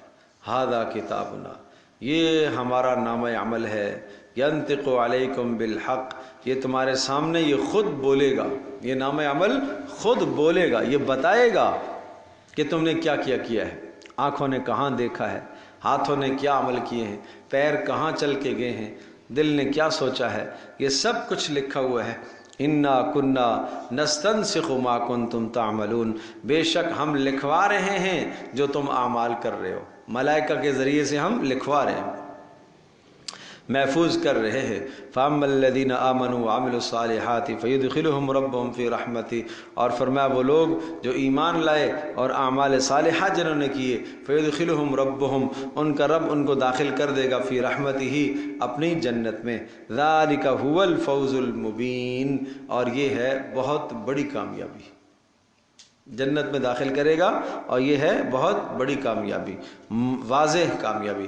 وَأَمَّا الَّذِينَ كَفَرُوا، اور وہ لوگ جنہوں نے کفر کیا، أَفَلَمْ تَكُنْ آيَاتِي تُتْلَى عَلَيْكُمْ فَاسْتَكْبَرْتُمْ وَكُنْتُمْ قَوْمًا مُجْرِمِينَ، کیا میری آیات ان کے سامنے، کہا جائے گا کافروں سے کہا جائے گا، افلم تکن آیاتی تتلا علیکم، کیا میرے احکام تمہارے سامنے نہیں پڑھے گئے تھے؟ کیا میری آیات تمہیں پڑھ پڑھ کے نہیں سنائی دی گئی تھی؟ فاستکبرتم، اور تم نے کیا کیا ہے؟ تکبر کیا، وکنتم قوما مجرمین، اور تم تھے جرائم پیشہ لوگ، جرائم پیشہ لوگ۔ وَإِذَا قِيلَ إِنَّ وَعْدَ اللَّهِ حَقٌّ، اور جب ان سے کہا جاتا ہے کہ اللہ کا وعدہ برحق ہے، وَالسَّاعَةُ لَا رَيْبَ فِيهَا، اور قیامت ایسی ہے کہ جو قائم ہونے والی ہے، تو قُلْتُمْ مَا نَدْرِي مَا السَّاعَةُ، تو تم یہ کہنے لگے کہ کیا قیامت ہے، ہم تو نہیں جانتے، إِنَّ الظُّنُّ إِلَّا ظَنًّا وَمَا نَحْنُ بِمُسْتَيْقِنِينَ، بس ہمارا ایک خیال سا ہے کہ قیامت آئے گی، باقی کوئی یقین تو ہے نہیں۔ وَبَدَا لَهُمْ سَيِّئَاتُ مَا عَمِلُوا، اور آج ظاہر ہو جائے گا وہ تمام برائیاں جو انہوں نے کی ہیں، وَحَاقَ بِهِمْ، اور ان کو گھیر کر لے آئے گا، گھیر لے گا، مَا كَانُوا بِهِ يَسْتَهْزِئُونَ، وہ عذاب جس کے ساتھ یہ استہزاء کیا کرتے تھے۔ وَقِيلَ الْيَوْمَ نَنْسَاكُمْ كَمَا نَسِيتُمْ لِقَاءَ يَوْمِكُمْ هَٰذَا، اور اس دن کہا جائے گا الْيَوْمَ نَنْسَاكُمْ، آج ہم آپ کو بھلا دیں گے، اس بھلانے سے مراد آج ہم آپ کو چھوڑ دیں گے، اپنی رحمت نہیں دیں گے۔ کما نسیتم لقاء یومکم ھذا، جس طرح سے تم ہماری نعمت کو بھول چکے تھے، مأواکم النار، اور تمہارا ٹھکانہ جہنم ہے، وما لکم من ناصرین، اور آج تمہارا کوئی مددگار نہیں ہے۔ ذالکم بانکم اتخذتم آیات اللہ ہزوا، اور یہ سخت سزا اس لیے کہ انہوں نے اللہ کی آیات کا انکار کیا اور مذاق اڑایا، وغرتہم الحیات الدنیا، اور دنیا کی زندگی نے انہیں دھوکے میں ڈالے رکھا، فالیوم لا یخرجون منہا ولا ہم یستعتبون، لہٰذا آج کے دن لا یخرجون منہا، نہیں نکالے جائیں گے جہنم سے، ولا ہم یستعتبون، اور نہ ہی ان کی توبہ قبول کی جائے گی۔ اب خلاصہ آیا یہ سارے دلائل کے بعد، فَلِلَّهِ الْحَمْدُ رَبِّ السَّمَاوَاتِ وَرَبِّ الْأَرْضِ رَبِّ الْعَالَمِينَ، پھر سمجھ لو اللہ ہی کے لیے ساری تعریفیں ہیں، جو آسمانوں کا بنانے والا ہے، رب ہے، زمینوں کا بھی رب ہے، رب العالمین سارے جہانوں کا رب ہے، وَلَهُ الْكِبْرِيَاءُ فِي السَّمَاوَاتِ وَالْأَرْضِ، اور اسی ہی کی بڑائی ہے اور عظمت ہے آسمانوں میں بھی اور زمینوں میں بھی، وَهُوَ الْعَزِيزُ الْحَكِيمُ، اور وہی غلبے والا اور حکمت والا ہے۔ سورت کا اختتام انہی الفاظ پر ہو رہا ہے جہاں سے شروع ہوا تھا۔ بات سمجھے جی؟ انہی الفاظ پر جا کے اختتام ہو رہا ہے، تنزیل الکتاب من اللہ العزیز الحکیم، ٹھیک ہے، وَهُوَ العزیز الحکیم۔ اللہ اکبر۔ تو یہ سب کلام اسی کا اتارا ہوا ہے۔ میں نے عرض کیا تھا کہ اس سورہ مبارکہ کے اندر خاص زور دیا گیا ہے بعث بعد الموت، مرنے کے بعد اٹھائے جانے، اور قرآن مجید سے مستفید نہ ہونے والوں کا انجام بد بیان کیا گیا ہے۔ بہت اہمیت کے ساتھ یہ مضمون ذکر ہے۔ اس کے بعد سورہ احقاف ہے۔ احقاف ایک ٹیلے کو کہا جاتا ہے، اور اس میں وَاذْكُرْ أَخَا عَادٍ اذ انذر قومہ بالاحقاف، واذکر اخا عاد، قوم عاد کے بھائی کو یاد کرو، یعنی ہود علیہ السلام کو، جب انہوں نے اپنی قوم کو ڈرایا تھا تو وہ ایک ٹیلے کے پاس آباد تھی قوم، اس لیے ان کو احقاف، اصحاب الاحقاف کہا جاتا ہے۔ تو اس میں چونکہ ان لوگوں کا تذکرہ ہے، حضرت ہود علیہ السلام کی قوم عاد کا ذکر ہے، تو اس لیے اس کو سورۃ الاحقاف کہا جاتا ہے۔ اور یہ سورہ مبارکہ بھی مکی صورت ہے، 4 رکوعوں پر مشتمل ہے، اور اسی طرح سے 35 آیات ہیں اس سورہ مبارکہ کی۔ کتنی آیات؟ اور اس میں 3 مضامین بڑے نمایاں ہیں، توحید کا مضمون، رسالت کا مضمون، اور قرآن مجید کی حقانیت کا مضمون، قرآن کے برحق ہونے کو بیان کیا گیا۔ یہ 3 مضامین بڑے نمایاں ہیں، اس میں آپ دیکھیں گے آپ کو خوب نمایاں یہ 3 مضمون نظر آئیں گے۔ اس میں یعنی توحید اور رسالت اور قرآن مجید کا برحق ہونا، حقانیت قرآن، یہ مضامین خوب اس میں پہلے رکوع کے اندر بھی یہی مضامین ہیں۔ اور آپ دیکھیں کہ یہاں پہلی صورت جو گزری ہے سورہ جاسیہ اور یہ صورت سورہ احقاف ہے، پہلی 2 آیتوں میں کوئی فرق نہیں ہے، بالکل من عن ایک ہی لفظ ہے۔ سورہ جاسیہ بھی اسی لفظ سے شروع ہوئی تھی، حامیم تنزیل الکتاب من اللہ العزیز الحکیم، اور یہ سورہ احقاف بھی انہی الفاظ سے شروع ہے، حامیم تنزیل الکتاب من اللہ العزیز الحکیم۔ بات سمجھے بھائی؟ اور وہاں پر بھی آگے دلائل اسی قسم کے آئے تھے، یہاں پر بھی اسی قسم کی دلیل ہے، وہاں پر بھی ان فی السماوات والارض، آسمان اور زمین کی جو چیزیں ہیں وہ نشانیاں ہیں، وہ دلیلیں ہیں ایمان والوں کے لیے۔ بالکل اسی طرح سے یہاں پر بھی ہے، ما خلقنا السماوات والارض وما بینہما الا بالحق، ہم نے آسمان اور زمین کے اندر جو کچھ بھی بنایا ہے وہ اظہار حق کے لیے پیدا کیا، واجل مسمى، اور ایک وقت مقررہ تک ہم نے پیدا کیا، والذین کفروا عما انذروا معرضون، اور وہ لوگ جنہوں نے کفر کیا وہ اعراض کرتے ہیں عما انذروا، ان مضامین سے جن مضامین کے ذریعے سے انہیں ڈرایا جاتا ہے۔ قل ارأیتم ما تدعون من دون اللہ ارونی ماذا خلقوا من الارض، اب یہاں پر ذرا جو دلائل آئے ہیں یہ ایک دوسری نوعیت کے دلائل ہیں۔ وہ کیا دلائل ہیں؟ اس کو کہتے ہیں دلیل علی سبیل الاعتراف من الخصم، لاؤ تو صحیح، یہاں مطالبہ کیا گیا ہے، پیچھے یہ دلیل دیکھو، یہ اللہ کی قدرت کی دلیل ہے، یہ قدرت کی دلیل ہے، یہ قدرت کی دلیل ہے، یہاں اس سے آگے بڑھ کر ایک اگلا قدم آگے رکھا گیا ہے، کیا؟ قل کہہ دیجئے، ارأیتم ما تدعون من دون اللہ، بھلا بتاؤ تو صحیح جو تم پکارتے ہو اللہ کے سوا کو، ارونی ماذا خلقوا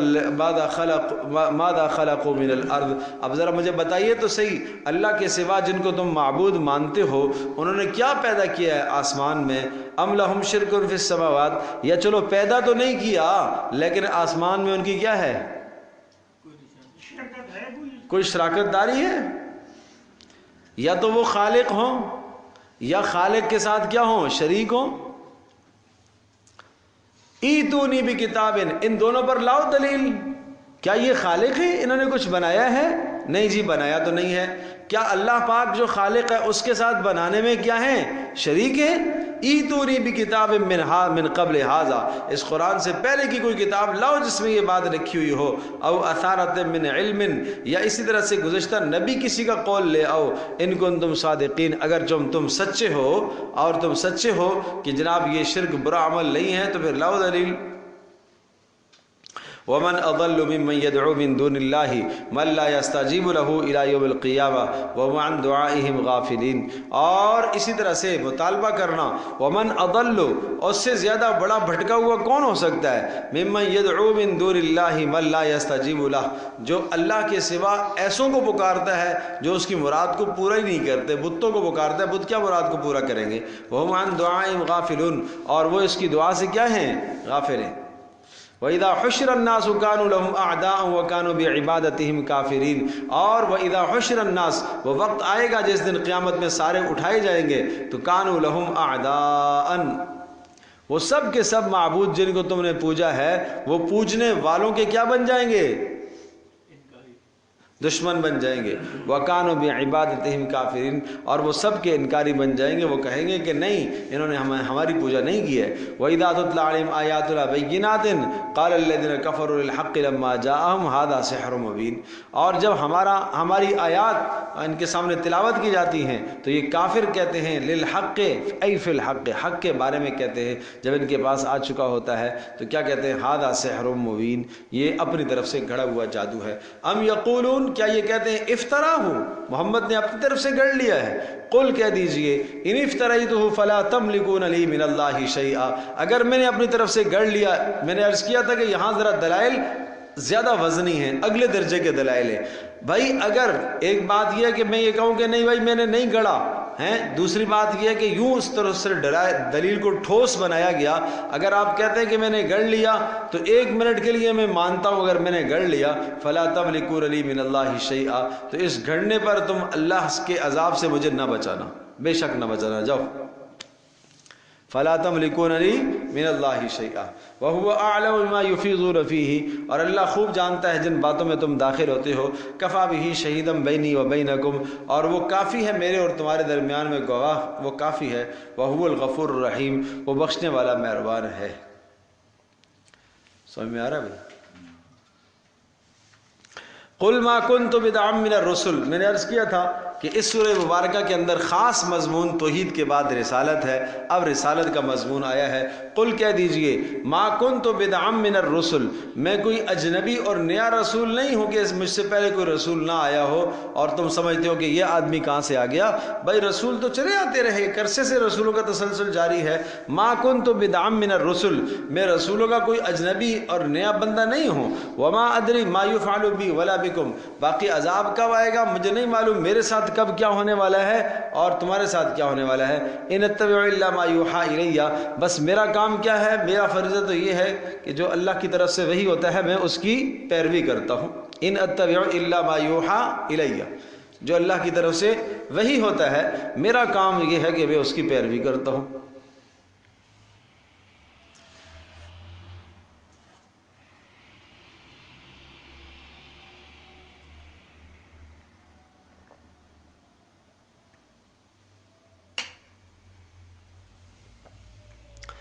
قل ارائیتم ان کان من عند اللہ، وہی بات ہے میں نے عرض کیا تھا اگلے درجے کے دلائل سوالیہ شکل میں۔ ان کان من عند اللہ، بقول تمہارے کہ یہ قرآن اللہ کی طرف سے نہیں ہے، آپ نے اپنی طرف سے گڑھ لیا ہے، چلو ایک منٹ کے لیے مان لیتے ہیں۔ وکفرتم بہ، اور تم اس کا انکار بھی کر چکے ہو، تو مجھے یہ بتاؤ وشہید شاہد من بنی اسرائیل علی مثلہ، بنی اسرائیل میں سے ایک گواہ اٹھا ہے جو اس کی گواہی دے رہا ہے، تو تم کیوں نہیں گواہی دے رہے ہو؟ کیا تمہارے پاس کوئی دلیل ہے؟ کیا تم بڑے عالم ہو یا بنی اسرائیل کا یہ شخص جو اس کی گواہی دے چکا ہے وہ زیادہ بڑا عالم ہے؟ بات سمجھے نہیں سمجھے؟ اب یہاں پر ایک بات یہ سمجھنے کی ہے کہ اس بنی اسرائیل کے اس گواہ سے کون مراد ہے۔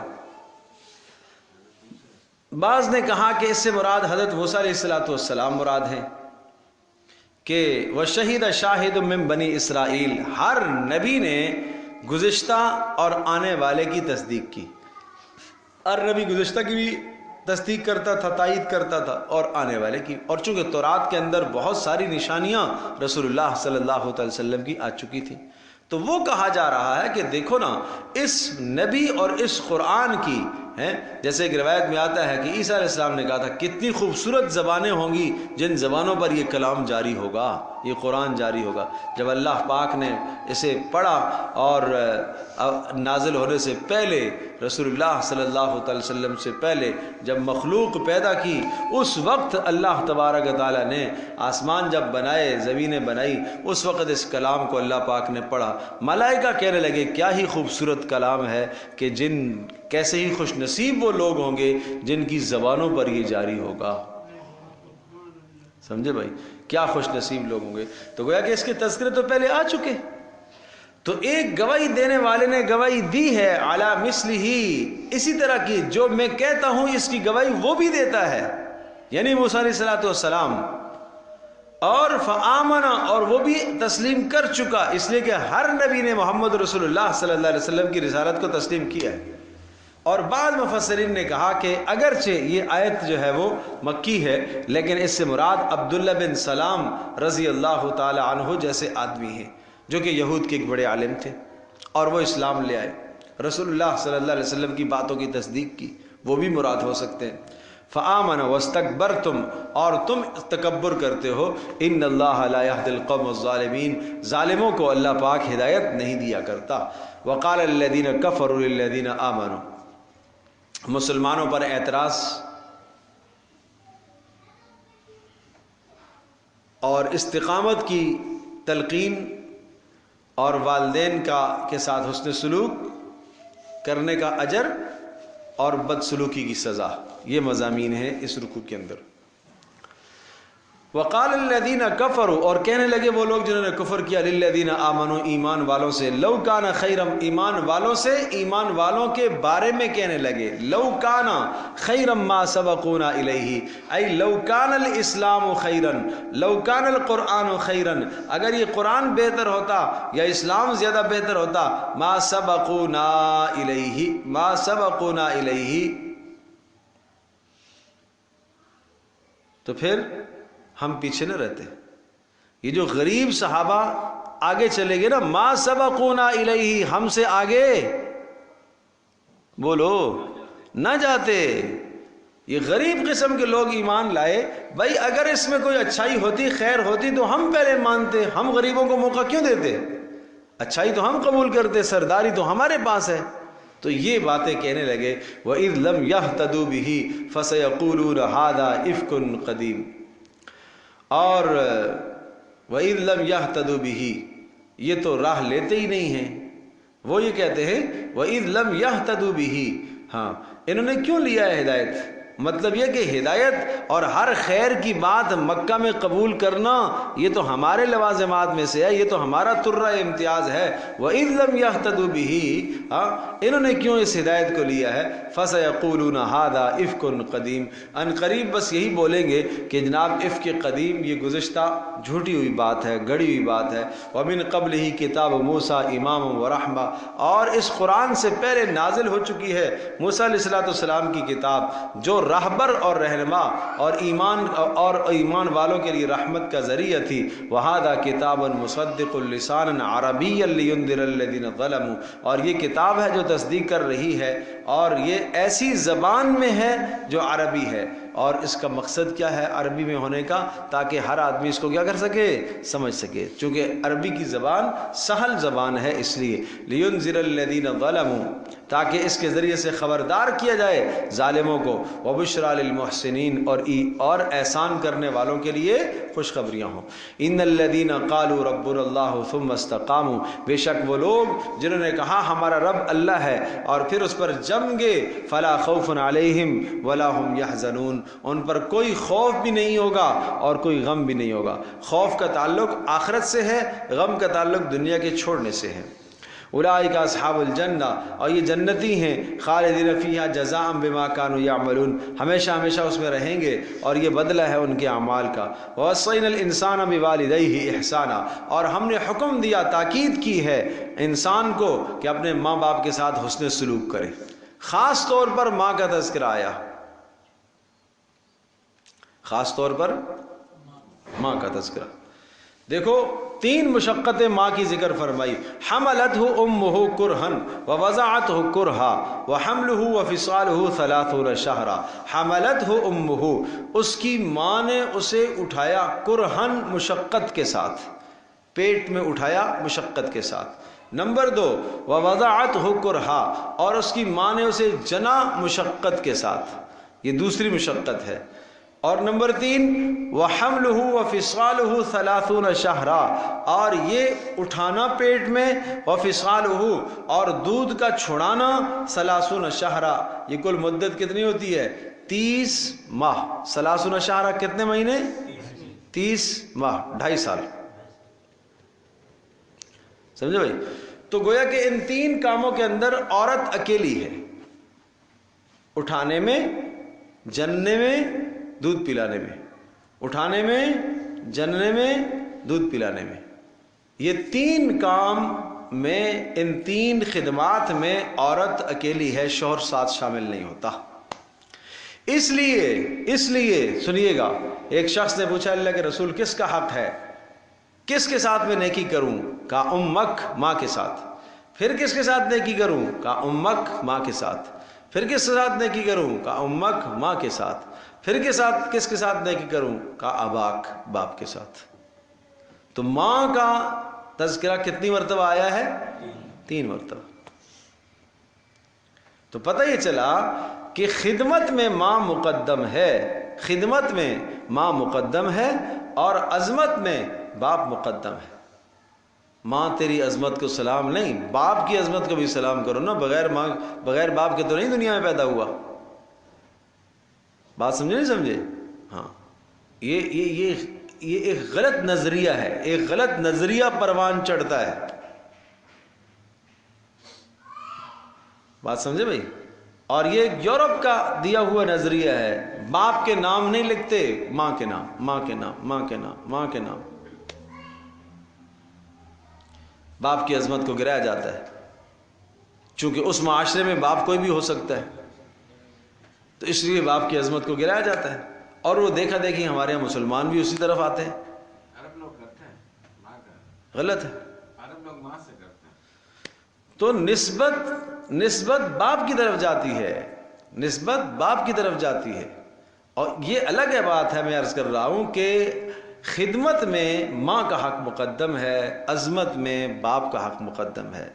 آپ جانتے ہیں کہ جنت ماں کے قدموں کے نیچے ہے نا، یہی کہا، نچلے کی طرف، نچائی کی طرف بات آئی، ٹھیک ہے. اور باپ کو جنت کا اوسط درمیانی دروازہ کہا. دروازہ اوپر ہوتا ہے نا، قدم تو نیچے ہوتے ہیں. تو وہ باپ کی عظمت کی طرف اشارہ کیا ہے، یہ ماں کی خدمت کی طرف اشارہ کیا ہے. بات سمجھے بھائی؟ ہاں، اللہ کی رضا باپ کی رضا میں ہے، اس میں کوئی شک نہیں. ماں کے ساتھ بدتمیزی کرنا اور ماں کے ساتھ بدسلوکی کرنا بہت بدترین جرم ہے. کلمہ نصیب نہیں ہوتا مرتے وقت، سخت بات ہے. لیکن سمجھنے کی بات ہے کہ عظمت بہرحال باپ کی زیادہ ہے اور خدمت میں ماں کا حق مقدم ہے. تو اس لیے بہرحال جس کے ماں باپ حیات ہیں یا دونوں میں سے کوئی ایک حیات ہے تو ان کے لیے ان کی خدمت کر کے اپنی جنت کمائیں. ہما نارو کا، یہ آپ کی دوزخ بھی ہو سکتے ہیں اور یہ آپ کی جنت بھی ہو سکتے ہیں. محنت کرو. یہاں ایک نقطہ سمجھنے کا ہے کہ وَحَمْلُهُ وَفِصَالُهُ 30 شَهْرًا، حملہ پیٹ میں اٹھانے کی مدت، وفصالہ اور دودھ چھڑانے کی مدت کتنی ہے؟ 30 شهرًا، 30 مہینے، اور 30 مہینے 2.5 سال بنتا ہے. تو اس کا مطلب یہاں مفسرین نے ایک نقطہ لکھا ہے کہ اشارہ اس بات کی طرف ہے کہ دوسرے سورہ بقرہ کے اندر تفصیل سے آ چکی ہے یہ بات، والوالدات یرضعن اولادہن حولین کاملین لمن اراد ان یتم الرضاعہ، کہ مائیں اپنی اولاد کو دودھ پلائیں گی 2 سال مکمل طور پر، 2 سال دودھ پلائیں گی. 2 سال لہذا دودھ پلانے کے ہو گئے اور 6 ماہ کی مدت ہو گئی پیٹ کی. وحملہ وفصالہ کے اٹھانے کی مدت اور دودھ چھڑانے کی مدت کتنی ہے؟ 30 شہرن، 30 مہینے 2.5 سال. یعنی تو مطلب یہ ہوا کہ 2 سال تو مدت ہو گئی دودھ پلانے کی اور فصال، ہاں 2 سال مدت ہو گئی دودھ پلانے کی اور باقی رہ گئے کتنے؟ 6 مہینے رہ گئے. تو 6 مہینے مدت ہو گئی کس کی؟ پیٹ کے حمل کی. تو پتہ یہ چلا کہ اگر 6 ماہ کے بعد بچے کی ولادت ہو جاتی ہے اور ہو سکتی ہے تو نسب ثابت ہو جائے گا. یہ بات ہے.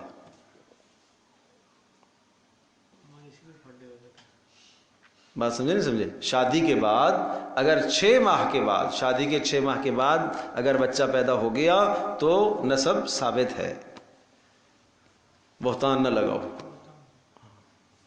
ٹھیک ہے؟ کوئی 9 ماہ ضروری نہیں ہے، 9 سے پہلے بھی آ سکتا ہے، 7ویں مہینے میں پیدا ہو سکتا ہے، 9 سے آگے بھی جا سکتا ہے، ٹھیک ہے؟ تو اقل مدت حمل جو ہے، اقل مدت حمل وہ کتنی ہوئی؟ 6 ماہ. کم سے کم مدت حمل کتنی ہے؟ 6 ماہ، اس سے کم نہیں ہوگی. ٹھیک ہے جی؟ تو زیادہ کی کوئی مقدار نہیں ہے.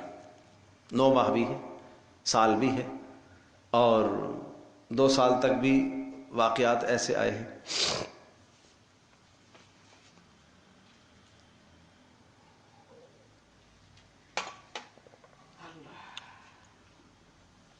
اب اگلی بات سنیے گا. حتی اذا بلغ اشدہ، یہاں تک کہ جب یہ جوانی کو پہنچتا ہے، وبلغ 40 سنہ، اور 40 سال کو پہنچتا ہے. تو 40 سال میں جب پہنچتا ہے تو عقل کمال کو ہوتی ہے. 40 سال میں عقل کمال کو آتی ہے. تو پھر یہ اپنے لیے، اب 40 سال کی بات سمجھیے گا ذرا، بڑی اہم بات ہے. 40 سال میں عقل کمال کو پہنچی ہے اور اپنے بچے بھی اس کے پیدا ہو گئے. اب اسے ماں باپ کی قدر زیادہ آئے گی. جب یہ رات کو دیکھے گا نا، بچے کا تڑپنا دیکھے گا اور ماں کا بار بار اٹھنا دیکھے گا تو اس کو اپنی ماں بھی تو یاد آئے گی نا، کہ شاید میں نے بھی ایسے ماں کو ستایا ہو. آج جیسے میرا بچہ میری بیوی کو ستا رہا ہے، ساری رات جاگتی رہی ہے اور ساری رات میں نے رات گزاری ہے، اور دن کا آفس کا تھکا ہوا تھا، پھر رات جاگ کر میں نے گزاری ہے. تو میرے باپ نے بھی تو رات جاگ کر گزاری ہوگی کبھی میری خاطر. میری ماں بھی تو رات کو کبھی میری خاطر کیا ہوگی، جاگی ہوگی۔ تو جب 40 سال کو آدمی پہنچتا ہے اور اولادیں ہو جاتی ہیں نا، تو پھر اس وقت آدمی کو یہ احساس زیادہ بیدار ہوتا ہے، اور پھر اس وقت اس کو بیوی کا غلام نہیں بن جانا چاہیے کہ بس اب بیوی ہی بیوی ہے، ماں باپ کو یک طرف کر دے، نہیں، اس وقت تو اس کو زیادہ قدر کرنی چاہیے ماں باپ کی۔ اب تو اس کی عقل ٹھکانے آئی ہے، اور اب یہ صفات ہونی چاہیے جو قرآن یہاں بیان کر رہا ہے۔ اب سنیے گا حتی اذا بلغ اشدہ، یہاں تک کہ جب وہ جوانی کو پہنچ جاتا ہے، وبلغ 40 سنہ، اور 40 سال اس کی عمر ہو جاتی ہے، تو اب اس کا عمل کیا ہونا چاہیے؟ یہ عمل ہونا چاہیے۔ یہ عمل کیا؟ قال، کہتا ہے رب اوزعنی، اے اللہ میں توفیق عطا فرما، مجھے توفیق دے، ان اشکر نعمتک، اے اللہ مجھے توفیق دے کہ میں آپ کی نعمت کا شکریہ ادا کروں، ان اشکرہ، میں شکریہ ادا کروں، نعمتک، آپ کی نعمت کا۔ کون سی آپ کی نعمت؟ التی انعمت علیہ، جو نعمت تو نے میرے اوپر کی ہے۔ میرے اوپر کون سی نعمت کی ہے؟ مجھے تو نے ایمان کی دولت سے نوازا ہے، صحیح سالم الاعضاء تو نے مجھے پیدا کیا ہے، اور 40 سال تک مجھے آپ نے شعور عطا فرمایا ہے۔ وَعَلَى وَالِدَيَّ، اور اے اللہ اس نعمت کی شکر کی بھی توفیق عطا فرما جو تو نے کہاں کی ہے؟ میرے ماں باپ پر۔ تو میرے عزیزو، پتہ یہ چلا کہ جو نعمتیں اللہ نے آپ کو دی ہیں ان نعمتوں پر بھی شکر لازم، اور جو نعمتیں اللہ نے آپ کے ماں باپ کو دی ہیں ان پر بھی شکر کرنا کیا ہوا؟ لازم ہوا۔ کبھی سوچا ہے؟ آپ کو جو نعمت ملتی ہے اس پر تو شکر ادا کرتے ہیں، ماں باپ کی نعمت پر آج سے 30 سال پہلے ماں باپ کو جو نعمت ملی ہوئی تھی اس پر میں بھی شکر ادا کروں۔ 40 سال پہلے، 50 سال پہلے جو ماں باپ کو نعمتیں ملی ہوئی تھی، تو بھائی ماں باپ کو جو نعمتیں ملی ہوئی تھی انہی نعمتوں میں سے ماں باپ نے تجھے کھلایا، تجھے پڑھایا، تیری پرورش کی، تجھے یہاں تک پہنچایا، تو گویا کہ شکر واجب ہوا کہ نہیں ہوا؟ اس لیے نہیں سمجھے؟ اے اللہ تو نے میرے ماں باپ کو شعور عطا فرمایا تھا، تیرا شکر ہے کہ اس شعور کے نتیجے میں ماں باپ نے میری اچھی تربیت کی ہے۔ ہوا کہ نہیں؟ اس لیے اللہ کا شکر ادا کیا کرو۔ وہ ایک واقعہ مشہور ہے، پہلے بھی میں شاید کہیں سنا چکا ہوں، کہ ایک شخص تھا بادشاہ، وہ اپنی رعایا کو دیکھنے کے لیے نکلا، تو ایک بچے سے اس نے کہا، ایک بچہ مکتب میں بیٹھا قرآن پڑھ رہا تھا، بیٹا سناؤ ذرا قرآن سناؤ۔ کون سی سورت سناؤں؟ بادشاہ نے کہا عبس وتولی سناؤ۔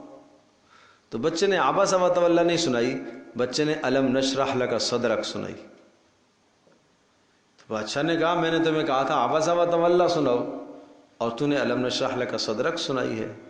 تو کہا بادشاہ سلامت، عبس وتولی میں اللہ کے غصے کا ذکر ہے، اور الم نشرح لک صدرک میں اللہ کی رحمت کا ذکر ہے، تو میں نے سوچا کہ آپ کو رحمت والی بات سناؤں تاکہ آپ اپنی رعایا کے ساتھ رحم کا معاملہ کریں، غصے والی صورت نہ سناؤں۔ اس لیے بادشاہ بڑا متاثر ہو گیا، تو نعم الولد، یہ تو بڑا اچھا بچہ ہے، یہ تو بڑا اچھا بچہ ہے۔ بادشاہ نے ایک کارڈ نکال کے دے دیا، بیٹا یہ رکھ لو، اگر کبھی کام آ جائے تو میرے پاس آ جانا۔ رکھ لیا۔ ایک عرصے کے بعد گھر میں آیا تو ماں اس کی رو رہی ہے، ماں رو رہی ہے، امی کیا ہوا؟ کہا تجھے کیا بتا، تجھے کیا بتاؤں؟ نہیں مجھے بتائیے، تیرا کام ہی نہیں ہے۔ نہیں آپ بتائیے۔ اصرار کیا تو بتایا کہ آج پولیس والے آئے تھے بادشاہ کی طرف سے اور تیرے باپ کو چوری کے جرم میں گرفتار کر کے لے گئے۔ اچھا، بچے نے کہا کوئی مسئلہ نہیں، میں جاتا ہوں۔ بچہ پہنچ گیا دربار میں، اس نے وہ کارڈ دکھایا، بھائی ایک بچہ آیا ہے، آپ کا کارڈ ہے، اب بلاؤ۔ بلایا گیا، کہا کیا ہوا؟ کہا آپ کے آدمیوں نے میرے باپ کو چوری کے جرم میں گرفتار کیا ہے۔ تو پھر بادشاہ خود اس کے ساتھ جیل میں پہنچا۔ ہاں بھائی، دلائل سے بات ثابت ہو گئی، اقرار بھی ہو گیا کہ ہاں اس نے چوری کی ہے۔ تو بادشاہ نے کہا بیٹا دیکھو تمہارے باپ نے چوری کی ہے، تمہارے باپ نے چوری کی ہے۔ تو اس نے کہا آپ چھوڑ دیں، آزاد کر دیں۔ اور اس بچے کی بڑی سمجھداری والی باتیں سن کر پھر بادشاہ نے یہ جملہ بولا کہ دیکھو نا کتنا اچھا بچہ ہے اور باپ کتنا برا ہے، باپ کتنا برا ہے اور بچہ کتنا اچھا ہے۔ تو اس بچے نے بڑا عجیب دانائی والا جملہ کہا، اس نے کہا بادشاہ سلامت، نعم الولد والوالد وبئس الجد، بچہ بھی بڑا اچھا، ابا بھی اچھا، دادا برا ہے۔ دادا کون برا ہے؟ دادا۔ میں جو اچھا بنا ہوں تو مجھے اچھا کس نے بنایا؟ میرے باپ نے۔ اور میرا باپ جو برا ہے وہ برا کیوں بنا؟ دادا نے محنت نہیں کی، دادا نے محنت نہیں کی، دادا نے تربیت نہیں کی۔ دلائل دیکھو کیسے۔ تو اس لیے بھائی سمجھنے کی بات ہے، سمجھنے کی بات ہے، سمجھنے کی بات ہے۔ تو یہ اللہ کے واسطے یہ جو آیت ہے نا، یہ دعا ہے، یہ دعا ہے۔ ایسا بنو بھی اور اس دعا کو پڑھا کرو، اس کو یاد کرو۔ رب اوزعنی، اے اللہ مجھے توفیق دے، کیا کروں میں؟ ان اشکر نعمتک التی انعمت علی، اے اللہ میں تیری نعمتوں کا شکر ادا کروں جو تو نے میرے اوپر کی ہیں، وعلی والدی، اور میرے ماں باپ پر جو تو نے نعمتیں کی ہیں، وان اعمل صالحا، اے اللہ تو مجھے توفیق دے کہ میں عمل کروں نیک۔ کیا کروں؟ لیکن اگلا جملہ دیکھیے، صرف نیک نہیں، ترضا، ایسا نیک کہ جس پر تو راضی ہوتا ہو۔ نیک عمل تو ہم کرتے ہیں، دکھلاوا آ جاتا ہے، ریاکاری آ جاتی ہے۔ ایسا نیک عمل کہ جس پر اللہ تو راضی ہوتا ہو۔ اور مزید دیکھو، سبحان اللہ کیا خوب دعا۔ میں نے عرض کیا 40 سال ہے نا، اب ماں کی قدر بھی بڑھتی ہے، باپ کی قدر بھی بڑھتی ہے، اور اپنی اولاد بھی آ گئی ہے۔ وَأَصْلِحْ لِي فِي ذُرِّيَّتِي، اے اللہ تو میری اولاد کی بھی اصلاح فرما۔ وَأَصْلِحْ لِي فِي ذُرِّيَّتِي، اے اللہ میری اولاد کی بھی تو اصلاح فرما۔ تو گویا کہ ماں باپ کے لیے بھی دعا آ گئی ہے اور اولاد کے لیے بھی۔ انی تبت الیک وانی من المسلمین، اے اللہ میں تیری طرف رجوع کرتا ہوں اور میں اعتقاد رکھنے والا ہوں، میں مسلمان۔ یہ دعا یاد کر لو، رب اوزعنی سے لے کر یہاں تک وانی من المسلمین تک، یہ یاد کرنے کی ہے۔ اولئک الذین نتقبل عنہم، اب دیکھیے گا جو آدمی یہ دعا کرتا ہے اس کو کیا ملے گا؟ اللہ اکبر، اللہ اکبر۔ اولئک الذین نتقبل، فرمایا یہی ہیں وہ لوگ، نتقبل عنہم احسن ما عملوا، کہ ہم قبول کریں گے ان کے اچھے اعمال، احسن ما عملوا، ان کے اچھے اعمال کو ہم کیا کریں گے؟ قبول کریں گے۔ ونتجاوز عن سیئاتہم، اور ان کے گناہوں سے ہم درگزر کر دیں گے۔ فی اصحاب الجنہ، اور ان کو ہم کہاں ڈالیں گے؟ جنت والوں میں۔ وعد الصدق الذی، یہ اللہ کا وعدہ ہے سچا، کانوا یوعدون، یہ جو وعدہ تمہیں دیا گیا ہے یہ وعدہ تمہیں آخرت میں ملے گا انشاءاللہ۔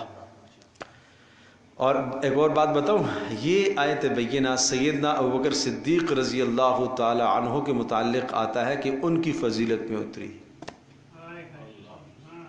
یہ ان کی فضیلت میں اتری، یہ ان کا مقام تھا۔ اور وہ پیارے صحابی ہیں، پیارے صحابی ہیں، پیارے صحابی ہیں جو خود بھی اسلام لائے، ماں باپ بھی اسلام لائے، اولاد بھی اسلام لائے۔ یہ اعزاز ان کو حاصل ہے۔ 3 نسلیں جن کی صحابی ہیں، صرف اسلام نہیں لائے، صحابی ہیں۔ سمجھے بھائی؟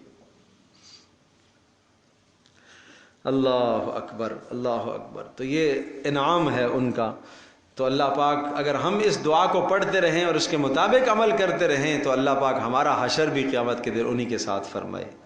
اب اس کے مقابلے میں جو ماں باپ کی قدر و منزلت نہیں پہچانتا اس کا تذکرہ بھی آ رہا ہے، جو ماں باپ کی نافرمانی کرتا ہے اس کو بھی سن لیجئے گا۔ والذی قال لوالدیہ، اور ایسا بھی کچھ بد نصیب ہے، قالا جو کہتا ہے ماں باپ کو، لوالدیہ اف لکما، اف لکما، ستیہ ناس ہو تمہارا، بددعائیہ کلمہ ماں باپ کے لیے کہتا ہے، جب ماں اس کو دین کی طرف بلاتی ہے، نماز کی طرف بلاتی ہے اور حق بات کی طرف بلاتی ہے، گناہ سے منع کرتی ہے، باپ گناہ سے منع کرتا ہے، چڑھتا ہے اس پر کہتا ہے اف لکما، تباہی ہو تمہاری، جاؤ کام کرو، مجھے اپنی خواہشات پر چلنے دو، مجھے آزاد چھوڑ دو۔ یہ ہوتا ہے کہ نہیں ہوتا ہے؟ جوان کمرہ بند کر دیتا ہے، مجھے اپنے آزادی، مجھے اپنی کام کرنے دو بھائی، مت ٹینشن ڈالو مجھے۔ وہ اس نے جناب پورا گھر سر پر اٹھایا ہوا ہوتا ہے، ماں بھی بیچاری وہ رات روتے روتے وقت گزارتی ہے، باپ جو ہے نا بات نہیں کرتا کہ بات کروں گا تو بدتمیز الجھے گا اور پورا محلہ سنے گا۔ یہ بد نصیب، اتعداننی ان اخرج وقد خلت القرون من قبلی، یہ کہتا ہے اتعداننی، کیا تم مجھے یہ کہتے ہو ان اخرج، کہ میں نکالا جاؤں گا، اٹھایا جاؤں گا، وقد خلت القرون من قبلی، حالانکہ مجھ سے پہلے کتنے لوگ گزرے، کوئی بھی نہیں اٹھایا گیا۔ یہ آخرت کی باتیں اماں تم کرتی رہتی ہو، یہ جناب حشر کی باتیں کرتی رہتی ہو، یہ اپنے پاس رکھو۔ یہ تو قرآن ایک مثال پیش کرتا ہے، کوئی بھی طنز ہو سکتا ہے اولاد کا ماں باپ کے ساتھ۔ وَهُمَا يَسْتَغِيثَانِ اللَّهَ، اللہ اکبر اللہ اکبر، یہ جوانوں کو سمجھنا چاہیے۔ وَهُمَا يَسْتَغِيثَانِ اللَّهَ، اور یہ دونوں کے دونوں فریادیں کرتے ہیں، يَسْتَغِيثَانِ اللَّهَ، فریادیں کرتے ہیں اللہ کے سامنے، اللہ کے سامنے فریاد کر کر کے اللہ سے اس کی ہدایت کی دعائیں مانگتے ہیں، اس کی کامیابی کی دعائیں مانگتے ہیں، اس کی بہتری کی دعائیں مانگتے ہیں، فریادیں کرتے ہیں اللہ کے سامنے۔ وَيْلَكَ آمن وَيْلَكَ آمن، ارے مان جا بیٹا، مان جا، نماز پڑھ لے بیٹا، خیر کا کام کر لے، بد اخلاقی تو چھوڑ دے، غلط روش پر تو چل پڑا ہے، ارے بیٹا چھوڑ دے اس چیز کو۔ اس کو کوئی حور پری جو نظر جو آ گئی، اب اسی کو سب کو سمجھتا ہے۔ ان وعد اللہ حق، اللہ کا وعدہ برحق ہے۔ فیقول ما ھذا الا اساطیر الاولین، اور جب اس کے سامنے قرآن کی بات کی جاتی ہے، حدیث کی بات کی جاتی ہے، تو کہتا ہے یہ تو پرانے قصے کہانیاں ہیں، چھوڑیں، مجھے ایسی باتیں نہ کریں، مجھے ایسی نصیحتیں نہ کریں۔ اس کو تو اپنا فیس بک، اپنا یوٹیوب اور اپنے میڈیا پر اور ساری زندگی اس پر تباہ کر رہا ہے وہ۔ اولئک الذین حق علیہم القول، فرمایا ایسوں کے لیے اللہ کے عذاب کا فیصلہ ثابت ہو گیا، فی امم قد خلت من قبلہم، گزشتہ بھی ایسوں کے لیے فیصلہ ثابت ہوا، چاہے انسان ہو چاہے جن ہو، انہم کانوا خاسرین، یہ خسارہ پانے والے ہیں۔ ولکل درجات مما عملوا، اور ہر ایک کے لیے ان کو ملے گا جو انہوں نے عمل کیا، نیک نے عمل کیا نیکی کا اجر ملے گا، بد نے عمل کیا سزا ملے گی۔ ولیوفیہم اعمالہم، اور ان کے اعمال کو ان کی پورا بدلہ دیا جائے گا۔ وہم لا یظلمون، اور ان پر زیادتی نہیں ہوگی۔ ویوم یعرض الذین کفروا علی النار، اور اس دن کو یاد کرو جس دن دوزخ پیش کی جائے، یہ سارے کے سارے کافر پیش کیے جائیں گے دوزخ پر۔ اللہ اکبر، بڑی خوفناک آیت آئی ہے، بڑی خوفناک آیت آئی ہے، اور صحابہ اس آیت سے بہت ڈرتے تھے۔ سنیے گا، اذهبتم طیباتکم فی حیاتکم الدنیا، اذهبتم طیباتکم فی حیاتکم الدنیا، ارے تم اپنے مزے دنیا میں لے چکے ہو، اذهبتم حاصل کر چکے ہو، طیباتکم اپنے مزے، فی حیاتکم الدنیا دنیا میں، واستمتعتم بها، اور دنیا سے فائدہ اٹھا چکے ہو تم، فالیوم تجزون عذاب الہون، اور آج ذلت والا عذاب تمہیں چکھایا جائے گا، بما کنتم تستکبرون، بسبب تمہارے غرور کرنے کے، فی الحق فی الارض، زمین کے اندر ناحق غرور کرتے تھے، وبما کنتم تفسقون، اور بسبب اس کے کہ تم جو اللہ کی نافرمانیاں کیا کرتے تھے۔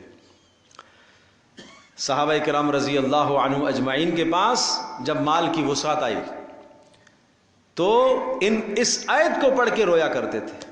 حضرت عمر کے سامنے ٹھنڈا پانی آیا، یہ پڑھ کے رونے لگے۔ رسول اللہ کے پاس جب ہم زمانہ گزارتے تھے تو تنگ دستی کا زمانہ تھا، فقر کا زمانہ تھا، مشکلات تھی، ان مشکلات پر ہم ایمان پر جمے رہے۔ آج جب ہمارے پر آسودگی ہو گئی ہے، حالات بہتر ہو گئے ہیں، کہیں ایسا تو نہیں ہے کہ رسول اللہ صلی اللہ علیہ وسلم کے ساتھ مل کر جو ہم نے جہاد کیا، آپ کی زیارت کی، دین کی خدمت اور محنت کی، اس کا بدلہ کہیں اللہ ہمیں دنیا میں تو نہیں دے رہا؟ کہیں ہمیں قیامت میں یہ نہ کہا جائے کہ تم اپنی مشقتوں کے بدلے دنیا میں لے چکے ہو؟ یوں ڈرتے تھے۔ آج ہر شخص کہتا ہے مال مال مال، ارے مال نہیں خیر ہے، مال مسجد نبی میں ڈھیر لگ گیا، اتنا اونچا ڈھیر لگا ہوا ہے، سونے چاندی ہیرے جواہرات کا ڈھیر لگا ہوا ہے۔ صحابی کہتے ہیں اونچا اونٹ، سب سے قداور اونٹ ہم نے لایا اور اس کے اوپر قد والا آدمی بیٹھا، ڈھیر سے اس طرف سے گزرا، اس طرف والوں کو نظر نہیں آ رہا تھا، اتنا اونچا ڈھیر تھا۔ اونٹ کی قداور قد کتنا ہوتا ہے آپ دیکھ لیں۔ لیکن حضرت عمر رضی اللہ تعالیٰ عنہ بیٹھے ہوئے کونے میں رو رہے اور فرماتے ہیں کہ اگر اس مال میں کوئی خیر ہوتی تو یہ مجھ سے پہلے سیدنا ابوبکر صدیق کو دیا جاتا اور ان سے پہلے رسول اکرم صلی اللہ علیہ وسلم کو دیا جاتا۔ یوں ڈرتے تھے، کہیں ایسا تو نہیں ہے کہ وہ جو کچھ ہم نے مشقتیں کی ہیں دین کی، ان سب کے بدلے اللہ نے دنیا میں دے دیے ہوں۔ آج ہم ہر شے کا بدلہ دنیا میں چاہتے ہیں۔ آج رات کو نفل بھی پڑھتا ہوں تو اے اللہ اس کا صبح مجھے ملنا ہی چاہیے لازمی۔ اور میرے عزیزوں، میرے دوستوں، کچھ نہ کچھ تو اعمال ایسے کیا کرو جس کا بدلہ ہے اللہ صرف مجھے آخرت میں چاہیے۔ بس کچھ چھپ کے اعمال زندگی میں ایسے ہونے چاہیے جس کا بدلہ صرف آخرت پہ ہو۔ اے اللہ دنیا بھی بہتر کرنا لیکن آخرت کو مقدم رکھا کرو، آخرت کی دعائیں زیادہ کیا کرو۔ رسول اللہ صلی اللہ علیہ وسلم کی اتنی دعائیں ہیں، اتنی دعائیں آخرت کی۔ تو اس لیے مال و متاع کوئی خیر کی چیز نہیں ہے۔ اگر مال و متاع، حدیث میں آتا ہے جس شخص کے پاس مال و متاع بہت زیادہ ہے اور مال کے ساتھ اگر وہ اللہ کی نافرمانی میں مبتلا ہے تو سمجھ لو یہ اللہ کی طرف سے اسے ڈھیل ہے، یہ کامیابی کی دلیل نہیں ہے، یہ ڈھیل ہے۔ ہاں اگر مال و متاع کے ساتھ فرمانبرداری بھی ہے، اس مال کے حقوق بھی ادا کر رہا ہے، خرچ بھی کر رہا ہے، تو پھر اللہ کی نعمت ہے۔ مال کو خیر بھی کہا گیا ہے، نعمت بھی کہا گیا ہے۔ اللہ تبارک و تعالی ہم سب کے لیے سمجھنا عمل کرنا آسان فرمائے۔ وآخر دعوانا الحمدللہ رب العالمین۔ الحمد لله رب العالمين عدد خلقه ورضا نفسه وزنة عرشه ومداد كلماته اللهم احسن عاقبتنا في الامور كلها واجرنا من خزي الدنيا وعذاب الاخره اللهم انا نعوذ بك من الفتن ما ظهر منها وما بطن ربنا لا تجعلنا فتنة للقوم الظالمين ونجنا برحمتك من القوم الكافرين یا ارحم الراحمین ہماری اس مجلس کو قبول فرما، ہم سب کے گناہوں کو معاف فرما، ہم سب کا خاتمہ ایمان پر فرما۔ اللہ قرآن کے نور سے، رحمت سے، برکت سے ہم سب کو مالا مال فرما۔ اللہ قرآن کے نور سے، رحمت سے، برکت سے ہم سب کو مالا مال فرما۔ اللہ رب اوزعنی ان اشکر نعمتک التي انعمت علی وعلى والدی وان اعمل صالحا ترضاه واصلح لي في ذریتی انی تبت الیک وانی من المسلمین۔ اے اللہ ہماری طرف سے ہمارے والدین کو بھی پورا اجر عطا فرما۔ اے اللہ پورا اجر عطا فرما۔ اے اللہ تیری ان نعمتوں کا کروڑوں خربوں شکریہ جو تو نے ہمیں عطا فرمائی ہیں، ہمارے ماں باپ کو جو تو نے نعمتیں عطا فرمائی ہیں۔ اے اللہ ہم سب کی اولادوں کو نیک و صالح بنا۔ اے اللہ ہم سب تیری طرف رجوع کرنے والے ہیں، ہم سب اسلام و ایمان کا اقرار کرنے والے ہیں۔ اے اللہ ہماری محنتوں کو اپنی بارگاہ میں قبول فرما۔ اے اللہ جو دو چار نیکیاں ہماری زندگی میں ہیں، اے اللہ ان نیکیوں کا پورا بدلہ قیامت کے دن ہمیں عطا فرما۔ اے اللہ ہماری نیکیوں کا بدلہ ایسا نہ ہو کہ دنیا ہی میں تو دے دے اور آخرت میں ہم محروم رہ جائیں۔ اے اللہ ایسا نہ کرنا۔ اے اللہ ہمارے اوپر اپنا فضل نازل فرما، اپنا کرم نازل فرما۔ اے اللہ ہمارے گھروں کے اندر رحمتوں اور برکتوں کو نازل فرما۔ اے اللہ حاضرین مجلس میں جن کے دلوں میں جائز حاجات ہیں، ان کی حاجات کو پورا فرما، مقروضوں کے قرضوں کو ادا فرما، پریشان حالوں کی پریشانیوں کو دور فرما، بیماروں کو بیماریوں کو دور فرما۔ میرے والد محترم نے کل ہی مجھ سے کہا ہے کہ اپنے سب ساتھیوں سے کہنا میرے لیے دعا کریں کہ اللہ پاک میرا خاتمہ ایمان پر فرمائے۔ اس کی بار بار مجھے انہوں نے روتے ہوئے درخواست کی ہے کہ یہ سب ساتھیوں سے میرا کہنا کہ میرا خاتمہ اللہ پاک ایمان پر فرمائے، عزت کے ساتھ، عافیت کے ساتھ، صحت کے ساتھ جو زندگی ہے وہ رکھے، اور جب اللہ پاک اٹھائے تو ایمان پر اٹھائے۔ اے اللہ ہم سب کا خاتمہ ایمان پر فرما، اے اللہ ہم سب کا خاتمہ ایمان پر فرما، بری موت سے، برے خاتمے سے ہماری حفاظت فرما۔ اے اللہ مرتے وقت کلمہ طیبہ ہم سب کو نصیب فرما۔ اے اللہ ظاہری باطنی بیماریوں سے شفا عطا فرما۔ اے اللہ ہماری اس مجلس کو قبول فرما۔ وصلی اللہ تعالی علی خیر خلق محمد۔